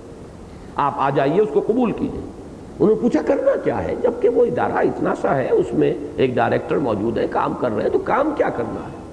کہا گیا کہ ڈاکٹر اسرار کا راستہ روکنا ہے۔ باضابطہ انہوں نے خود مجھے وہ واقعہ بتایا، اور پھر یہ فرمایا کہ انہوں نے یہ کہا کہ میں نے کہا کانوں کو ہاتھ لگائے کہ مجھے یہ کام نہیں کرنا ہے، اور پھر وہ ملک چھوڑ کر ہی چلے گئے تھے، کچھ عرصے کے لیے باہر رہے، بعد میں پھر واپس آئے، اب وہ ہمارے ہاں ایک خاص ادارے میں ایک بڑے عہدے پر فائز ہیں۔ تو یہ ہوتا ہے کسی اس وقت کا جو نظام ہے اس کی طرف سے پہلی کوشش راستہ روکنے کی، اور اس کا یہی ہے کہ کردار کشی ہو، کریکٹر ایسیسینیشن ہو، ان کے بارے میں ایسی باتیں کی جائے۔ تو اس کا کچھ مزہ، اور ظاہر بات ہے وہ جو میں نے کہا ہے ملول و غمگین ہونے کی کیفیت، تو مجھے کچھ تھوڑی سی اس وقت وہ کیفیت کا احساس ہوا تھا کہ نبی اکرم صلی اللہ علیہ وسلم کی جو اس وقت کیفیت تھی وہ کیا تھی،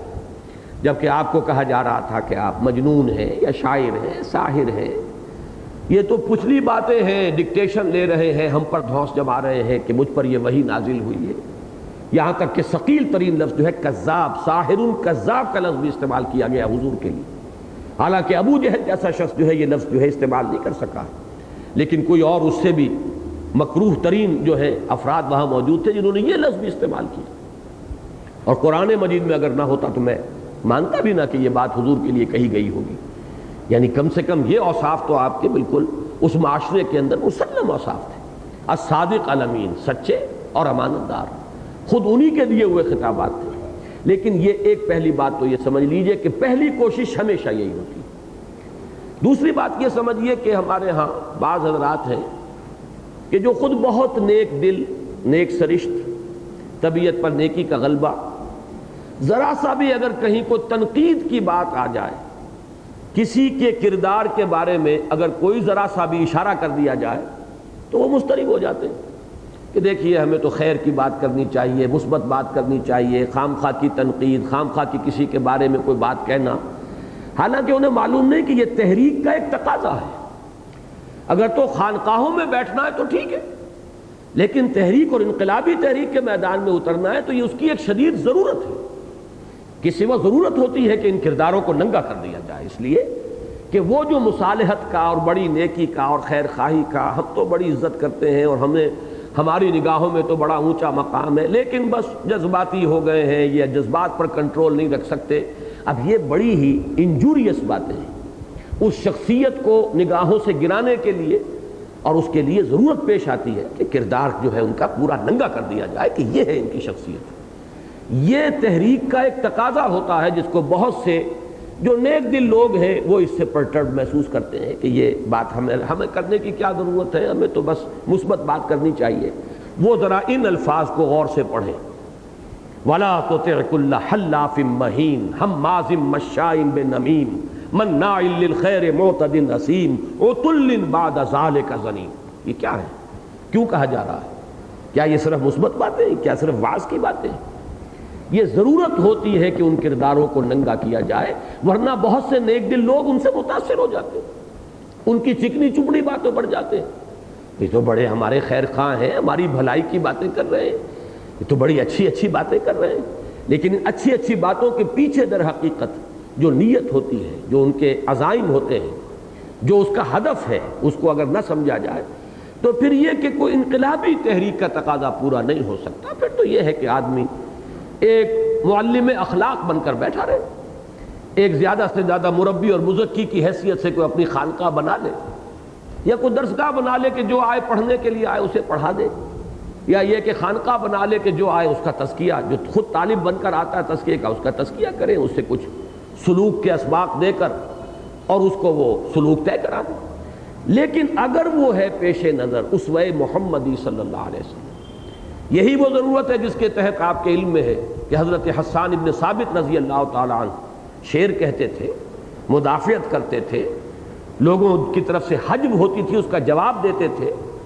اور حضور صلی اللہ علیہ وسلم فرماتے تھے قل وروح القدس معک، کہو اور روح القدس تمہارے ساتھ ہے، جبرائیل کی تائید تمہارے شامل حال ہے۔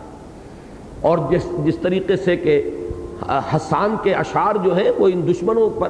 تیروں سے زیادہ اثر انداز ہوتے ہیں، الفاظ محمد الرسول اللہ صلی اللہ علیہ وسلم۔ تو تحریک میں اور محض کوئی تربیت اور تزکیے کی کوئی خانقاہ میں زمین و آسمان کا فرق ہے۔ اس تحریک کے کچھ تقاضے ہوتے ہیں جس کو یہاں سے سمجھنے کی ضرورت ہے، اور اسی لیے میں نے پچھلی مرتبہ بھی اور آج بھی اتنا وقت صرف کیا ہے کہ ان آیات کو اور ان صورتوں کو پڑھتے ہوئے خاص طور پر ہمیں رہنمائی لینی ہے۔ بہرحال یہاں یہ دوسرا مضمون جو ہے یہاں کا ختم ہوا، وہ کردار، جیسا کہ میں نے عرض کیا تھا کہ یہ آتا ہے ان چاروں صورتوں میں۔ سورہ مزمل میں وہ جامعیت کے ساتھ آئی ہے، ایک بات کسی فرد معین کو وہاں سامنے نہیں رکھا گیا، وَذَرْنِي وَمَن وَالْمُكَذِّبِينَ أُولِي النَّعْمَةِ، چھوڑیے مجھے اور ان جھٹلانے والوں کو۔ سورہ مدثر میں فرمایا گیا ذرنی ومن خلقت وحیدا وجعلت له مالا ممدودا۔ یہ بھی نوٹ کر لی کہ ان کان ذا مال و بنین اذا تتلی علیہ آیاتنا قال اساطیر الاولین۔ ان دو آیتوں کی اصل میں شرح ہے جو پھر سورہ مدثر میں آئے گی، ذرنی ومن خلقت وحیدا وجعلت له مالا ممدودا وبنین شہودا ومہدت له تمہیدا ثم یطمع ونزید کلا انہ کان لآیاتنا عنیدا۔ ولید بن مغیرہ کے بارے میں یہ بات تو تقریباً متفق علیہ ہے، یہ روایت کہ حضور صلی اللہ علیہ وسلم کی بات اس کے دل میں گھر کر گئی تھی، اور اس نے کچھ ایسی باتیں بھی کہیں جس سے لوگوں کو یہ اندیشہ ہو گیا کہ اب یہ مسلمان ہو جائے گا۔ اس لیے کہ وہ جو میں نے عرض کیا تھا کہ کچھ لوگ ہوتے ہیں کہ ان کے اندر حق کی طرف بھی کچھ ہوتی ہے، کشش محسوس کرتے ہیں، حق کو چاہتے ہیں، پسند کرتے ہیں، قبول کرنا چاہتے ہیں، لیکن جب مسئلہ آتا ہے ایثار کا، قربانی کا، چودراہٹ یا اپنی حیثیت اور وجاہت جو ہے وہ سٹیج پر ہے تو پھر وہ پیچھے ہٹ جاتے ہیں۔ یہ ہے در حقیقت منافقانہ کردار۔ تو اس شخص کے بارے میں یہ بات صراحت کے ساتھ موجود ہے کہ اس نے جب لوگوں نے کہا کہ یہ شاعر ہے، اس نے کہا نہیں، غلط بات ہے، یہ بات صحیح نہیں ہے، اس لیے کہ میں شعراء سے واقف ہوں، شعر کا فہم میرے اندر ہے، سخن فہم ہوں، میں یہ جانتا ہوں شعر کس شے کا نام ہے، محمد جو کچھ پیش کر رہے ہیں وہ شعر نہیں ہے۔ گویا کہ حق گوئی کا ایک ثبوت دیا، ایک بات کہی، بہت عمدہ، بہت ہی حق پر مبنی بات۔ اب آپ غور کیجئے کہ اس سے مسلمانوں میں بھی اثر قائم ہوا ہوگا کہ ہاں بھئی یہ شخص جو ہے یہ دوسروں سے مختلف ہے، یہ حق کو تسلیم کر رہا ہے۔ پھر جب کہا گیا کہ یہ کاہن ہے، یہ آپ کو سورہ حاقہ میں یہ چیزیں مل جائیں گی، جبکہ وہاں ان دونوں ہی چیزوں کا ذکر کیا گیا ہے کہ یہ قول شاعر نہیں ہے، قول نہیں ہے، قول کاہن نہیں ہے، قلیلا ما تؤمنون قلیلا ما تذکرون، یہ آگے آ جائے گا۔ جب کہا گیا انہوں نے کہا نہیں، غلط بات ہے، یہ کہانت نہیں ہے، کاہنوں سے میرے تعلقات ہیں، میری دوستیاں ہیں، میں بہت سے کاہنوں سے واقف ہوں، ان کا کردار بھی میں جانتا ہوں، وہ جو کچھ ذومانی قسم کی باتیں کرتے ہیں ان کا کلام بھی میں جانتا ہوں، محمد جو کچھ پیش کر رہے ہیں نہ ان کا کردار کاہنوں والا، نہ جو کچھ وہ پیش کر رہے ہیں وہ کاہنوں کا کلام کے ساتھ کوئی مناسبت۔ اب اندیشہ ہوا کہ یہ تو مسلمان ہو جائے گا، کھلبلی مچ گئی،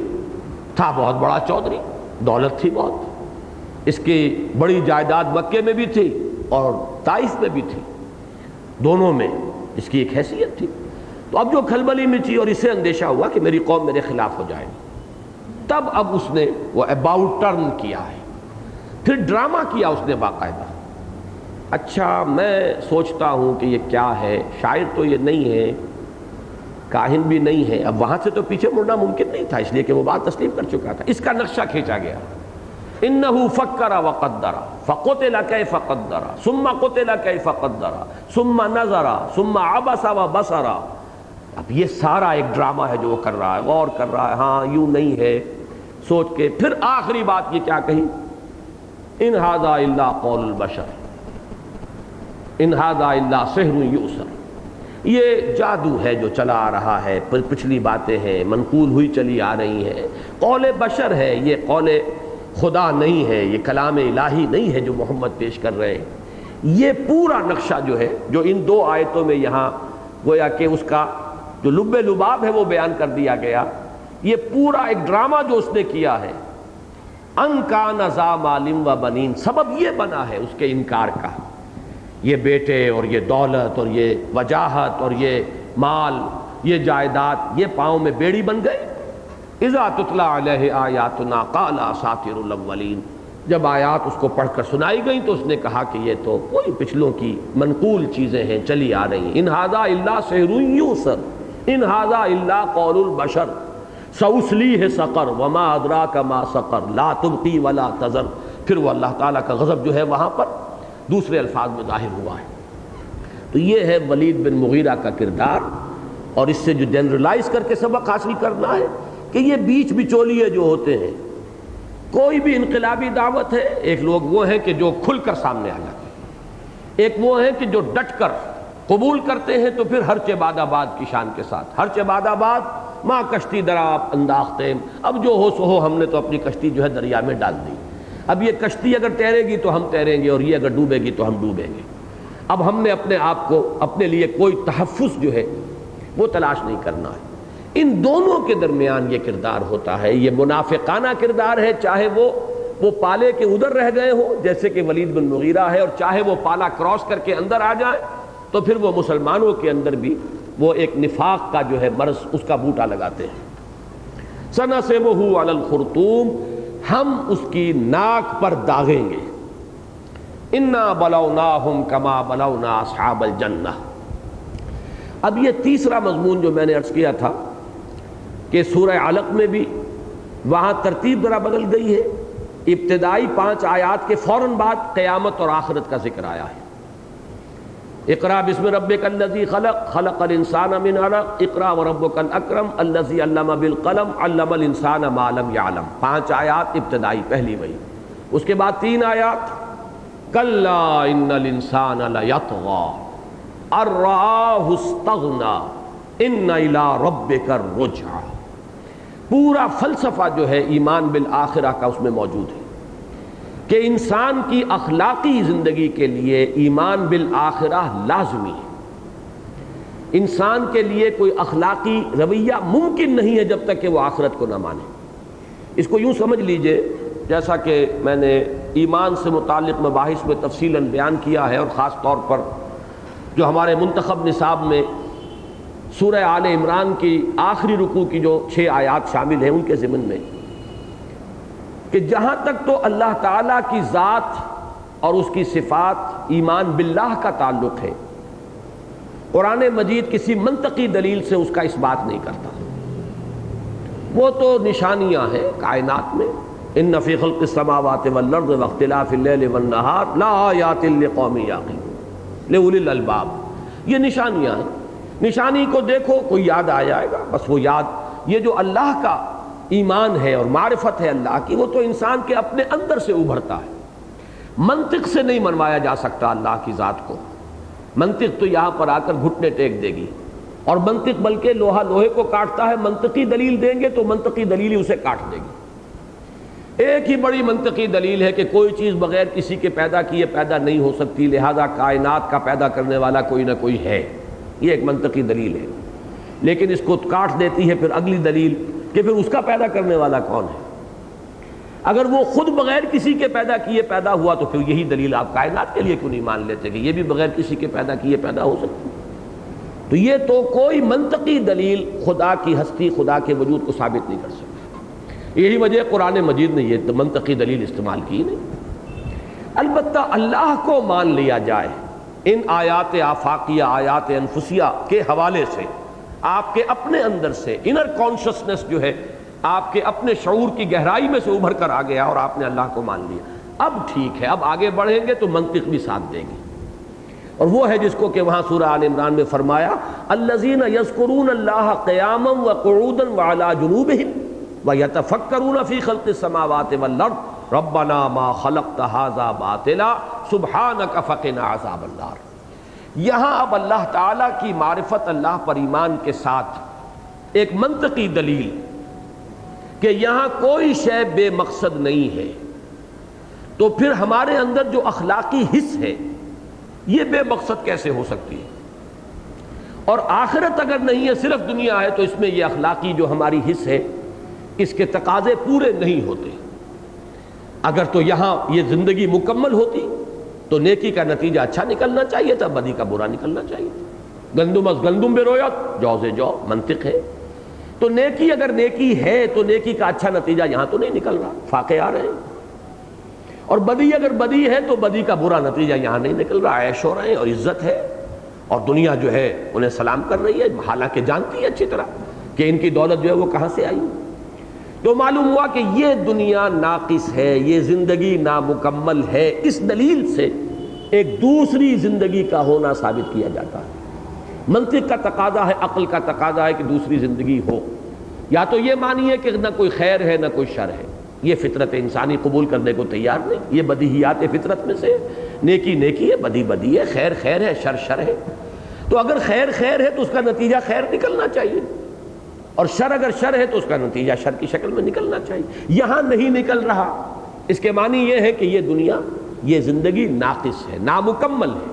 ایک دوسری زندگی درکار ہے۔ اسی کو وہاں بیان کیا گیا، بلکہ میں نے کئی دفعہ حوالہ دیا ہے کانٹ کا، کہ کانٹ نے پہلے کتاب لکھی تھی ایک کریٹیک آف پیور ریزن، تنقید عقل خالص، اور اس میں اس نے ثابت کر دیا کہ اللہ تعالیٰ کی ہستی اور وجود، اور اس بات کے لیے جتنے منطقی دلائل آج تک دیے گئے سب منطق کی جو چھری ہے وہ ان کو خود کاٹ دیتی ہے۔ ان الحدید بالحدید یفلح، لوہا لوہے سے کٹتا ہے۔ اس نے ثابت کر دیا کہ ان میں سے کوئی بھی جو بھی کرٹیسزم ہے اس کو سٹینڈ نہیں کر سکتی، دلیل سب کی سب جواب دے جاتے ہیں۔ تو ایک کھلبلی مچ گئی پوری دنیا کے اندر، عیسائی دنیا میں۔ ظاہر بات ہے کہ اس وقت تک ابھی عیسائیت اتنی کمزور نہیں تھی، مذہب کے ساتھ لوگوں کا لگاؤ ابھی اتنا کمزور نہیں پڑا تھا، شور مچ گیا۔ جس کی ایک مثال ہمارے ہاں جب علامہ اقبال نے نظم لکھی ہے شکوہ، تو ایک شور مچ گیا تھا کہ یہ کیا بات ہے، کہ ایسی ایسی گستاخی کی باتیں اللہ کی جناب میں۔ لیکن یہ کہ پھر جواب شکوہ لکھا تو اب لوگ ٹھنڈے ہو گئے کہ در حقیقت یہ تو ذہنوں کو بیدار کرنے کا ایک ذریعہ تھا، تاکہ لوگ جو ہے وہ جواب شکوہ کے لیے ذہناً آمادہ ہو، اور خود جو ان کے اوپر جو الزام آتا ہے اللہ کی طرف سے اس کو سمجھے۔ بعین ہی یہی یا تو جان بوجھ کر اس نے کیا، یا یہ کہ جو مخالفت ہوئی تو اس سے ڈر کر پھر اس نے دوسری کتاب لکھی، کریٹیک آف پریکٹیکل ریزن۔ اب اس میں اس نے ثابت کیا کہ نہیں، اللہ کو مانے بغیر کوئی مورل لائف ممکن نہیں ہے، اخلاقی زندگی، کوئی انسان کی بھلا رویہ، بھلی روش دنیا میں ممکن نہیں ہے جب تک کہ اللہ کو نہ مانے۔ اس کو کہا گیا ہے، یہ مورل آرگومنٹ ہے for the existence of God. تو اس میں یہ سمجھ لیجئے کہ قرآن مجید نے اس آرگومنٹ کو وجود باری تعالیٰ کے لیے استعمال نہیں کیا، لیکن اس بات آخرت کے لیے استعمال کیا کہ کوئی اخلاقی زندگی ممکن نہیں ہے، انسان کا اخلاقی رویہ ممکن نہیں ہے، کوئی اساس نہیں اخلاقیات کے لیے جب تک کہ آخرت کو انسان تسلیم نہ کرے۔ اس کو 3 آیات میں کہا گیا سورہ علق میں، کلا ان الانسان لیطغی، انسان سرکشی پر، تمرد پر، تعدی پر، دست درازی پر آمادہ ہو ہی جاتا ہے۔ کیوں ہو جاتا ہے؟ الراہ استغنا، کہ دیکھتا ہے اپنے تئیں آزاد، کوئی پکڑ نہیں ہوتی، اس دنیا میں کوئی پکڑ نہیں ہوتی۔ فزیکل لا جو ہے، قانون طبعی یہاں پر پوری طرح آپریٹو ہے، نافذ ہے۔ انگارہ ہاتھ میں لیں گے ہاتھ جل جائے گا، انگارہ اگر کہیں زبان پر رکھیں گے زبان جل جائے گی، یہ تو آپریٹو ہے۔ لیکن مورل لا یہاں آپریٹو نہیں ہے۔ آپ جھوٹ بولتے ہیں، کچھ نہیں ہوتا، زبان میں چھالا بھی نہیں پڑا، کوئی تکلیف نہیں ہوئی۔ حرام خوری کر رہے ہیں، کوئی آپ کو تکلیف نہیں ہوئی، خوب رچ پچ گیا، انسان جو ہے اس کو ہضم کر رہا ہے، اور دنیا میں جیسا کہ میں نے عرض کیا اسے عزت مل رہی۔ تو یہ مورل لا جو ہے یہ اس دنیا کے اندر چونکہ آپریٹو نہیں ہے، بدلہ نہیں ملتا، لہذا انسان سرکشی میں، تعدی میں، ظلم میں، جھوٹ میں، عدوان میں بڑھتا چلا جاتا ہے۔ اب اس کے لیے ایک ہی شے ہے، انر ریسٹرینٹ جب تک نہ ہو، اندر سے کوئی شے روکنے والی نہ ہو۔ ہم نے یہ کیا ہے، پولیس ہے، عدالت ہے، سزائیں ہیں، تعزیرات ہیں، لیکن یہ بالکل ان ایفیکٹو نظام ہے۔ پہلے تو مجرم پکڑا جائے، جرم اس پر ثابت ہو، وہ کلا بھی موجود ہے جو جرح کر کے اچھے سے اچھے گواہ کو جو ہے وہ گرا دیں گے۔ پھر یہ کہ عدالت بھی ہو سکتی ہے کہ کرپٹ ہو، اس کو سزا نہ دے۔ پھر یہ کہ سزا دے بھی دیں، یہ سارے مراحل طے ہو جائیں تو سزا جرم کے ہم وزن نہیں دی جا سکتی۔ ایک بوڑھا آدمی جوان آدمی کو قتل کر دیتا ہے، آج کل کیا مشکل ہے؟ پہلے تو ذرا مشکل ہوتا ہوگا، تلوار چلانی ہے، زور چاہیے بازو کے اندر، اب تو ایک ٹریگر دبانا ہے نا۔ ایک بوڑھا شخص ہے، کھا پی چکا، جو کچھ کھانا پینا تھا کر چکا، اپنے بیوی اپنے بچوں کو پال چکا، زندگی کی لذتیں بہاریں دیکھ چکا۔ اب فرض کیجئے کہ اس نے جوان کو جو قتل کیا ہے تو آپ اسے پکڑ بھی لیں، اس پر جرم بھی ثابت ہو جائے، عدالت بھی صحیح فیصلہ دے دے، پھر بھی کیا کریں گے؟ پھانسی چڑھا دیں گے۔ کیا بدل ہو گئی اس کی یہ زندگی اس زندگی کا؟ اس جوان کی زندگی عین جوانی میں آپ نے لی ہے، اس کی جوان بیوہ ہوئی ہے بیوی جو ہے، اب نہ معلوم اس کی زندگی جو ہے کن مشقتوں کے اندر گزرے گی، یا کیا کیا اس کے لیے آزمائشیں آ جائیں گی اخلاقی اعتبار سے۔ چھوٹے چھوٹے بچے جو ہیں اس کے وہ یتیم ہوئے ہیں، ان کے سر پر سے سایہ اٹھ گیا ہے۔ یہ بچے ہو سکتا ہے معاشرے کے اندر منفی کردار لے کر اٹھیں، باغی بن جائیں۔ یہ جتنے بھی اثرات جا رہے ہیں معاشرے کے اندر اس جرم کے، اس کے ہم وزن سزا ممکن نہیں۔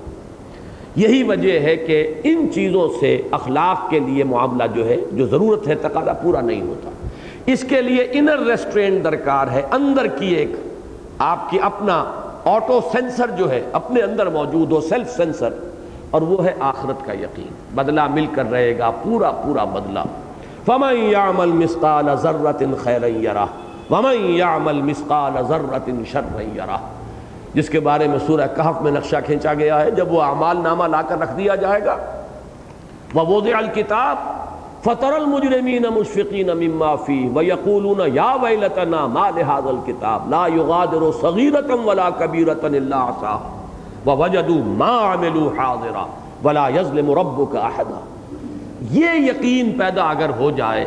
تو اب آدمی خود پھونک پھونک کر قدم اٹھائے گا، زبان سے کوئی حرف نکالنے سے پہلے خود تولے گا کہ صحیح بات کہہ رہا ہوں کہ نہیں کہہ رہا، مجھے کہنے کا حق حاصل ہے کہ نہیں ہے۔ ما یلفظ من قول الا لدیہ رقیب عتید، جو قول بھی نکلتا ہے، جو لفظ بھی زبان سے نکل رہا ہے، اس کو تو لکھنے والے موجود ہیں، ریکارڈ ہو رہا ہے۔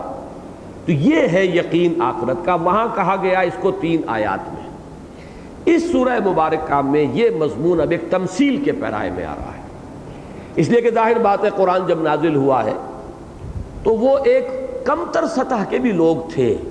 کہ جو ان 3 آیات کے اندر جو کچھ مضمر ہے شاید اسے پورے طور پر نہ سمجھ پاتے۔ ایک حکایت کے انداز میں، ایک تمثیل کے انداز میں، ایک عام فہم واقعے کی صورت میں وہ چیز ایسی کہ جو ان کے سامنے شب و روز ہوتی ہے، اس پیرائے میں اسی حقیقت کو بیان کیا جا رہا ہے۔ تو سورہ علق کی ان 3 آیات کی ایک تمثیل کے پیرائے میں تشریح اور تفسیر ہے جو اب اس رکوع کے بقیہ حصے میں آ رہی ہے۔ اس کے لیے پہلے سے سمجھ لیجئے، پھر ہم تیزی کے ساتھ ترجمہ کریں گے، بات واضح ہو جائے گی۔ دیکھیے، جب انسان کے فرض کیجئے ایک شخص مانتا ہی نہیں آخرت کو، یا اللہ کو بھی نہیں مانتا، یا مانتا تو ہے لیکن بس زبانی کلامی مانتا ہے،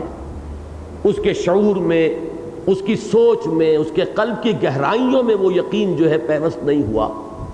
اور استحضار نہیں ہے اسے، نہ اللہ کا استحضار ہے، وہ استحضار جسے کہ حدیث جبرائیل میں کہا گیا ہے کأنک تراہ فإن لم تکن تراہ فإنہ یراک، یہ تو کم سے کم استحضار رہنا چاہیے کہ اللہ مجھے دیکھ رہا ہے، یہ بھی نہیں رہتا، ذہول ہے، غفلت ہے۔ قانوناً مانتے ہیں اللہ کو بھی اور آخرت کو بھی، تو اچھی طرح سمجھ لیجئے کہ وہ قانونی ماننا نہ ماننا، جیسے میں نے نفاق کے بارے میں عرض کیا ہے، وہ صرف ایک قانونی بات ہے، کردار تو وہی ہے ولید بن مغیرہ کا جو عبداللہ ابن ابی کا ہے، صرف یہ ہے کہ درمیان میں ایک پردہ ہے کہ یہ کلمہ گو ہے، وہ کلمہ گو نہیں ہے۔ اسی طریقے سے قانونی ایمان کا ایک پردہ درمیان میں سے ہٹا دیجئے، کوئی شخص چاہے وہ مسلمان ہے لیکن استحضار نہیں ہے، نہ اللہ کا استحضار ہے نہ آخرت کا استحضار ہے، تو ہوگا کیا کہ وہ پستی کے اندر گرتا چلا جائے گا اخلاقی اعتبار سے۔ ایمان نہیں ہے تو اس کا اثر جو مترتب ہوگا وہ اخلاق پر ہوگا۔ اس کو تمثیل کے پیرائے میں بیان کیا جا رہا ہے، جو وہاں 3 اصولی آیات کے حوالے سے بیان کیا گیا، وہ فلسفیانہ انداز ہے، منطقی انداز ہے، یہاں تمثیل کا پیرایا ہے۔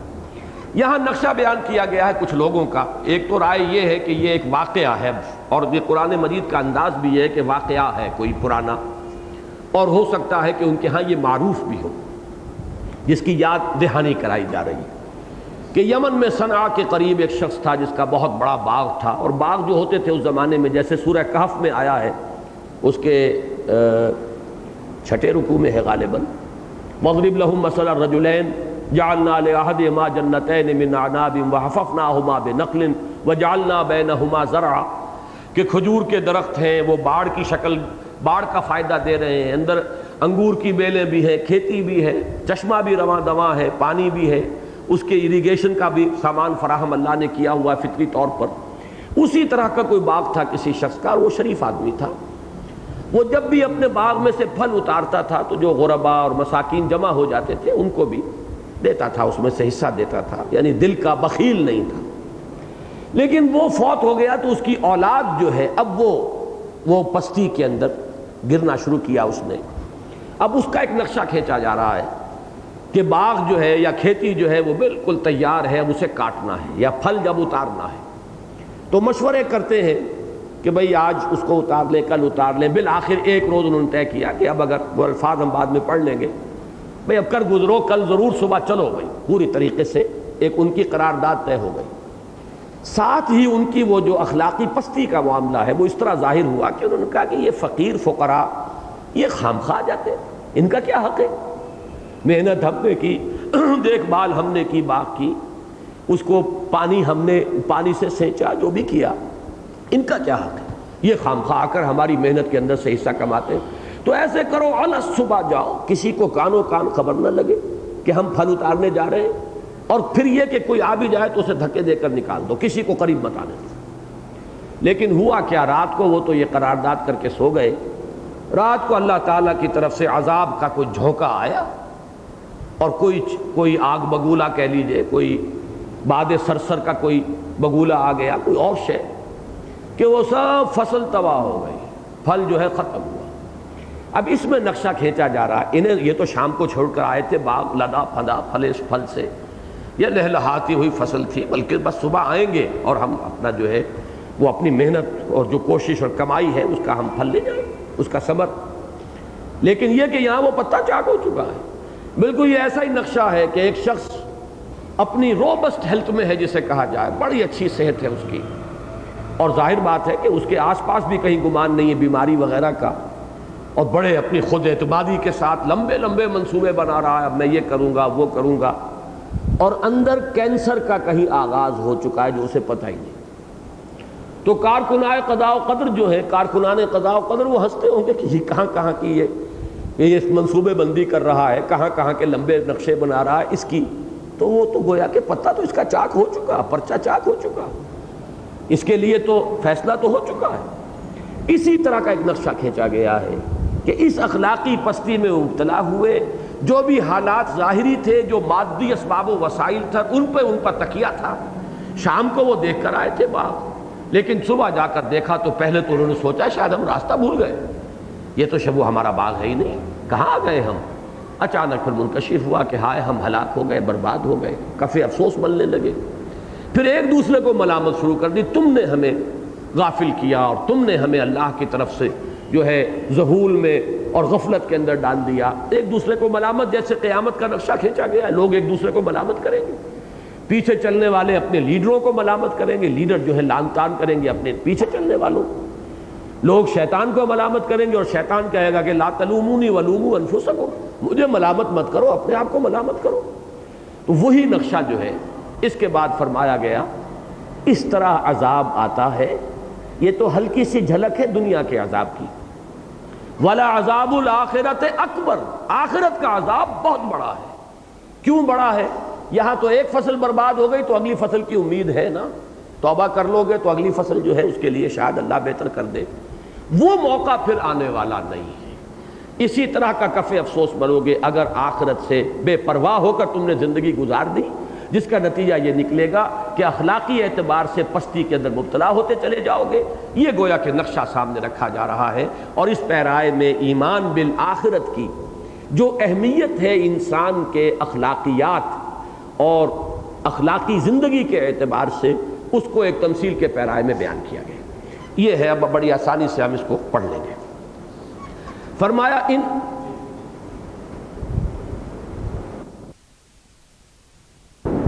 انا بلوناہم کما بلونا اصحاب الجنہ،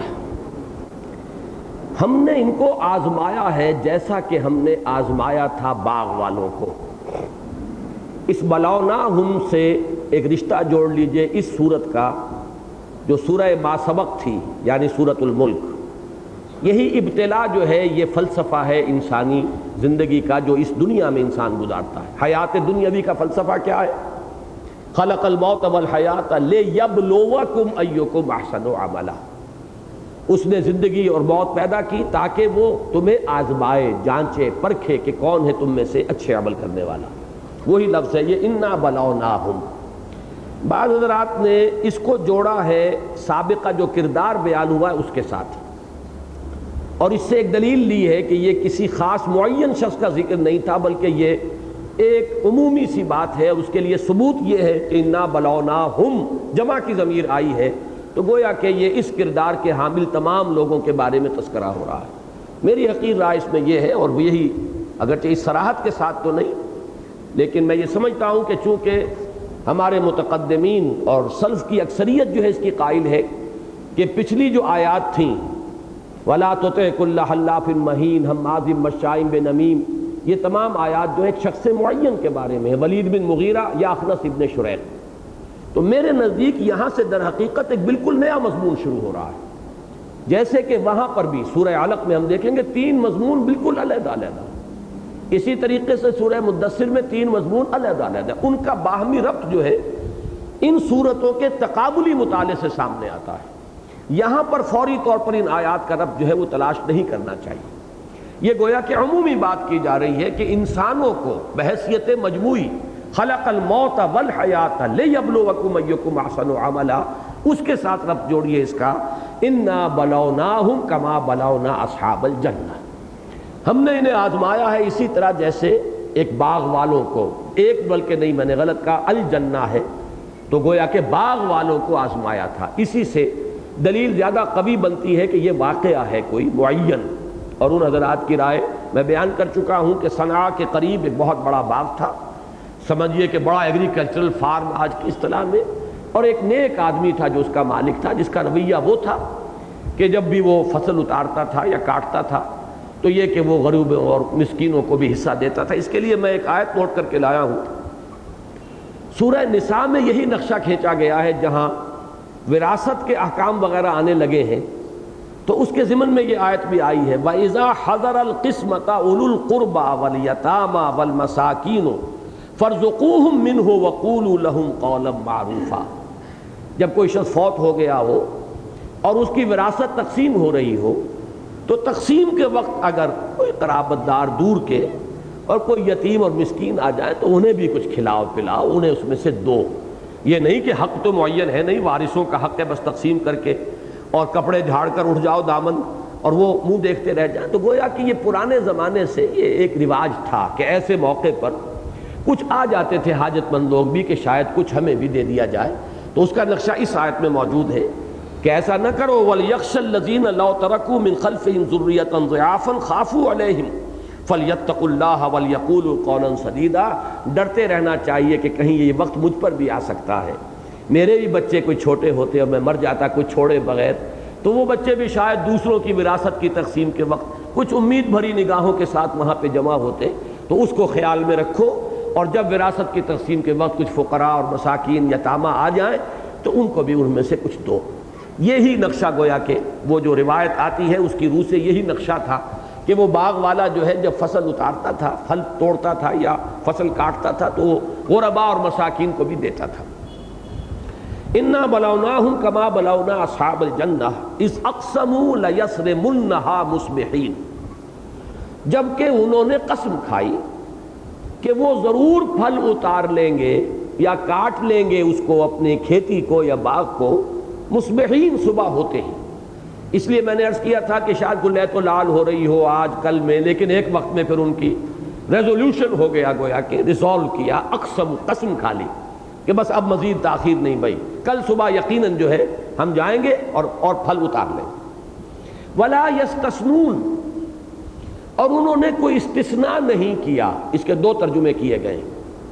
ایک تو یہ کہ انشاءاللہ نہیں کہا، انشاءاللہ استثناء ہے۔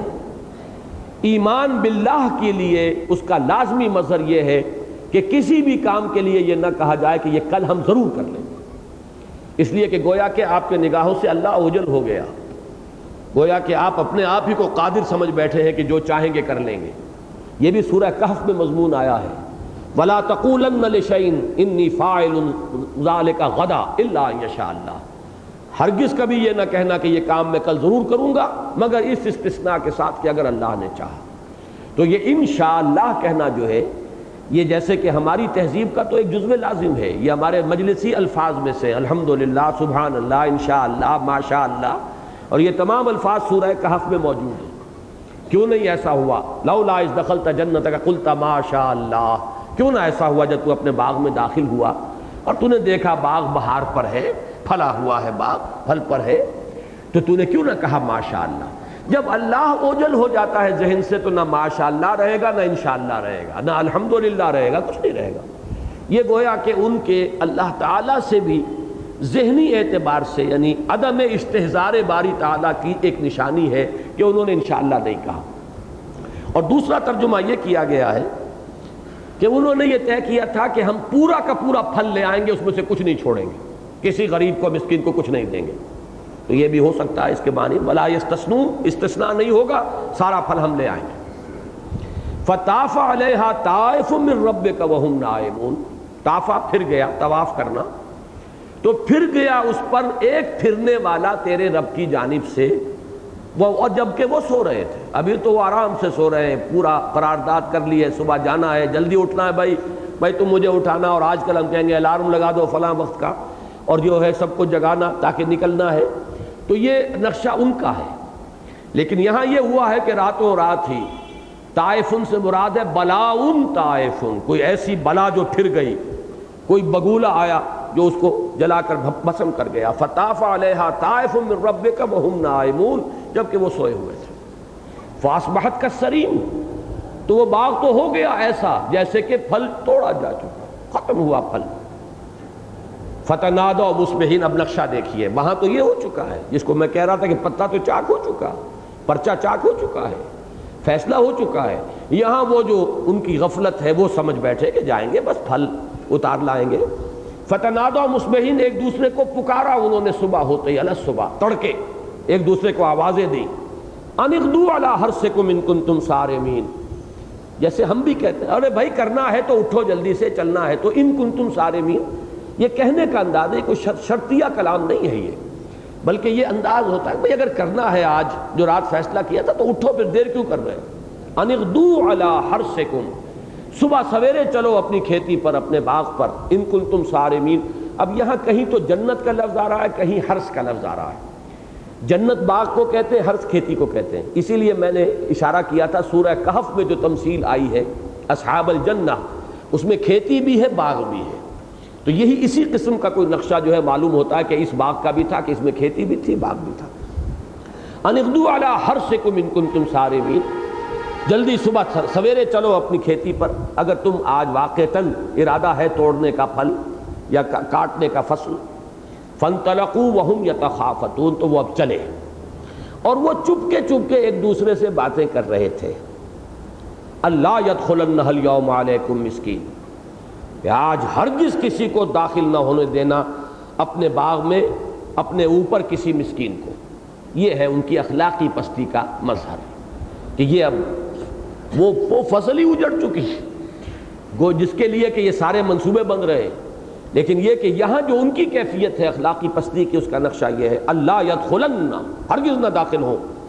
اس باغ میں، اس کھیتی میں، الیوم، آج کے دن، علیکم، تم پر، یعنی خام خواہ کے وہ دعوے دار بن کر تمہارے اوپر وہاں پہ آ جاتے ہیں، نہ محنت نہ کام کرتے ہیں، ٹکڑے توڑتے ہیں، ان کا کیا حق ہے؟ اللہ یدخلن الیوم علیکم مسکین، کوئی مسکین وہاں داخل نہ ہونے پائے، قریب نہ پٹکنے پائے۔ وغدوا علی حرد قادرین، اور وہ صبح سویرے چلے، غدو کا لفظ تو وہی ان اغدو، صبح صبح، وغدوا علی حرد، حرد کے 3 معنی ہیں، سرعت، طے شدہ معاملہ اور کسی شے کو روکنا. یہ تینوں معنی جمع کر لیجئے جو اس وقت چلنے کا نقشہ. یہ تصویر لفظی جسے میں نے بارہا کہا ہے، قرآن مجید الفاظ میں پورا نقشہ کھینچ دیتا ہے کہ بڑی خود اعتمادی کے ساتھ، بڑے تیزی کے ساتھ جا رہے ہیں، کوئی اندیشہ کھٹکا ہے ہی نہیں کسی قسم کا کہ کوئی ہم پر مصیبت بھی آ سکتی ہے، اور وہ پوری طریقے سے گویا کہ سمجھ رہے ہیں کہ ہم روک دیں گے، کسی مسکین کو نہیں آنے دیں گے. اور قادرین، یہ بھی ان کے حال کو بیان کر رہا ہے پوری طرح، جیسے کہ قدرت رکھنے والا ہوتا ہے کہ گویا مجھے ہر شے کے اوپر پورا اختیار حاصل ہے. یہی لفظ میں نے نوٹ کیا کہ یہ قرآن مجید میں آیا ہے دوسرے مقام پر، سورہ یونس کی آیت نمبر 24 سے ذرا لمبی ہے. انما مثل الحیات الدنیا کماء انزلناہ من السماء فاختلط به نبات الارض مما یاکل الناس والانعام. اس دنیا کی زندگی کی مثال اس پانی کی سی ہے جسے ہم اوپر سے آسمان سے برساتے ہیں، تو اس سے زمین کی روئیدگی جو ہے اس سے نکل کر باہر آ جاتی ہے، جسے انسان بھی کھاتے ہیں اور چوپائے بھی کھاتے ہیں. اب یہاں فرمایا حتی اذا اخذت الارض زخرفہا، یہاں تک کہ جب زمین اپنا بناؤ سنگھار خوب کر لیتی ہے. یہ زمین کا بناؤ سنگھار ہے، یہ باغات لگے ہوئے ہیں یا یہ کھیتی لہرا رہی ہے، یہ زمین کا زیور ہے، اس کا بناؤ سنگھار ہے. وزینت، اور خوب خوشنما معلوم ہوتی ہے. وظن اہلھا انہم قادرون علیہا، اور پورا یقین ہوتا ہے اس کھیتی کے مالکوں کو کہ وہ پوری طرح قدرت رکھتے ہیں اس پر کہ بس اب دیر کیا رہ گئی، اب تو جا کے کاٹنا ہے اور گھر میں لے آنا ہے، کھتے میں بھر لینا، اب کیا کسر رہ گئی. یہ یاد نہیں رہتا کہ there is many a slip between the cup and the lip. چاہے یہ سامنے نظر آ رہا ہے، ہاتھ میں ہے وہ پیالہ، لیکن یہ کہ اپنے ہونٹوں تک پہنچنے سے پہلے نہ معلوم ابھی کتنے مراحل اس میں آنے ہیں. کہاں یہ گر کر تمہیں الٹا اور جلا بھی دے گرم چائے جو ہے، بجائے اس کے کہ تم اسے نوش کرو، یہ تمہارے جو ہے جسم کے اندر کہیں جو ہے وہ پھپھولے بنا دے اور چھالے ڈال دے، تو نہ معلوم کیا کچھ ہے. لیکن یہ کہ انسان جب وہ غفلت میں آتا ہے تو اسباب و احوال جو ہے ان سے وہ بالکل دھوکے میں مغرور ہو کر رہ جاتا ہے. حتی اذا اخذت الارض زخرفها وزینت وظن اہلھا انہم قادرون علیہا اتاها امرنا لیلا او نہارا فجعلناها حصیدا کأن لم تغن بالامس کذلک نفصل الآیات لقوم یتفکرون. اچانک پھر ہمارا حکم آتا ہے کہیں دن کے وقت یا رات کے وقت، اور پھر وہ کھیتی ایسی ہو جاتی ہے جیسے وہ رات کل تھی ہی نہیں، کوئی وجود ہی نہیں تھا. اسی طرح ہم اپنی آیات بیان کرتے ہیں ان لوگوں کے لیے جو تفکر اور تعقل سے کام لینے کے لیے تیار ہیں. وہی لفظ یہاں آیا ہے وغدوا علی حرد قادرین، وہ چلے اس شان سے کہ گویا کہ پوری قدرت رکھتے ہیں، اب تو کوئی رکاوٹ ہے ہی نہیں، بس اپنا پھل لے آئیں گے یا فصل لے آئیں گے. فلما رأوها قالوا انا لضالون، جب دیکھا انہوں نے اپنے اس باغ کو یا اپنی کھیتی کو تو کہا ہم تو کہیں بھٹک گئے، راستہ بھول آئے، یہ ہماری کھیتی تو نہیں، یہ ہمارا باغ تو نہیں، کل ہم چھوڑ کر گئے تھے، وہ کس شان و شوکت کے ساتھ تھا، کتنی زینت تھی. زینت اخذت زخرفها وزینت، کہاں وہ شان، کہاں یہ حال. بل نحن محرومون، اب یہ تو ہوتا ہے انسٹنٹینیس سا معاملہ کہ یہ کوئی دھوکہ کھا گئے، ہم کہاں چلے آئے، یہ ہمارا باغ نہیں ہے. لیکن وہ تو چشم زدن کی بات ہے، فوراً حقیقت منکشف ہو گئی، ہائے ہم لٹ گئے. بل نحن محرومون، نہیں، یہ بات نہیں ہے کہ ہم بھٹک آئے ہوں، بھول آئے ہوں، بلکہ ہم ہلاک ہو گئے، برباد ہو گئے، لٹ گئے، تباہ ہو گئے، محروم کر دیے گئے. قال اوسطهم، ان میں سے جو درمیانی تھا اس نے کہا. اب یہ درمیانی دونوں معنی میں ہو سکتا ہے عمر کے اعتبار سے درمیانہ، لیکن یہ کہ معنوی اعتبار سے درمیانہ، وسط شے اچھی شے کو کہتے ہیں. کذالک جعلناکم امۃ وسطا لتکونوا شہداء علی الناس، تو جو بھی ان میں سے بہتر آدمی تھا، جیسے حضرت یوسف کے بھائیوں میں بھی تو ایک تھا نا جس نے کہا تھا نہ اس کو مارو نہیں، ہلاک نہ کرو، اب تم تل ہی گئے ہو تو چلو اسے کسی اندھے کنویں میں پھینک دو، کوئی قافلہ لے جائے گا. لیکن کچھ نہ کچھ اس میں خیر تھا، کچھ بھلائی تھی، ورنہ وہ تو اس کو ہلاک کرنے پر حضرت یوسف کو تل گئے تھے. اسی طرح کوئی ان میں سے تھا جو کبھی کبھی کچھ انہیں ملامت کرتا رہتا ہوگا، کیا کر رہے ہو، خدا کو بھول گئے ہو، آخرت تمہیں یاد نہیں رہی، تم اپنے اخلاق کو دیکھو، دیوالا نکلتا جا رہا ہے، ہمارے ابا جان کی یہ روش ہوتی تھی، ہمارے بزرگوں کی یہ روایات تھی، تم کدھر جا رہے ہو. قال اوسطهم، اب اس نے کہا الم اقل لکم لولا تسبحون، کیا میں آپ لوگوں سے نہیں کہا کرتا تھا کیوں نہیں تسبیح کرتے؟ اب تسبیح کرنے میں گویا کہ اللہ کی یاد،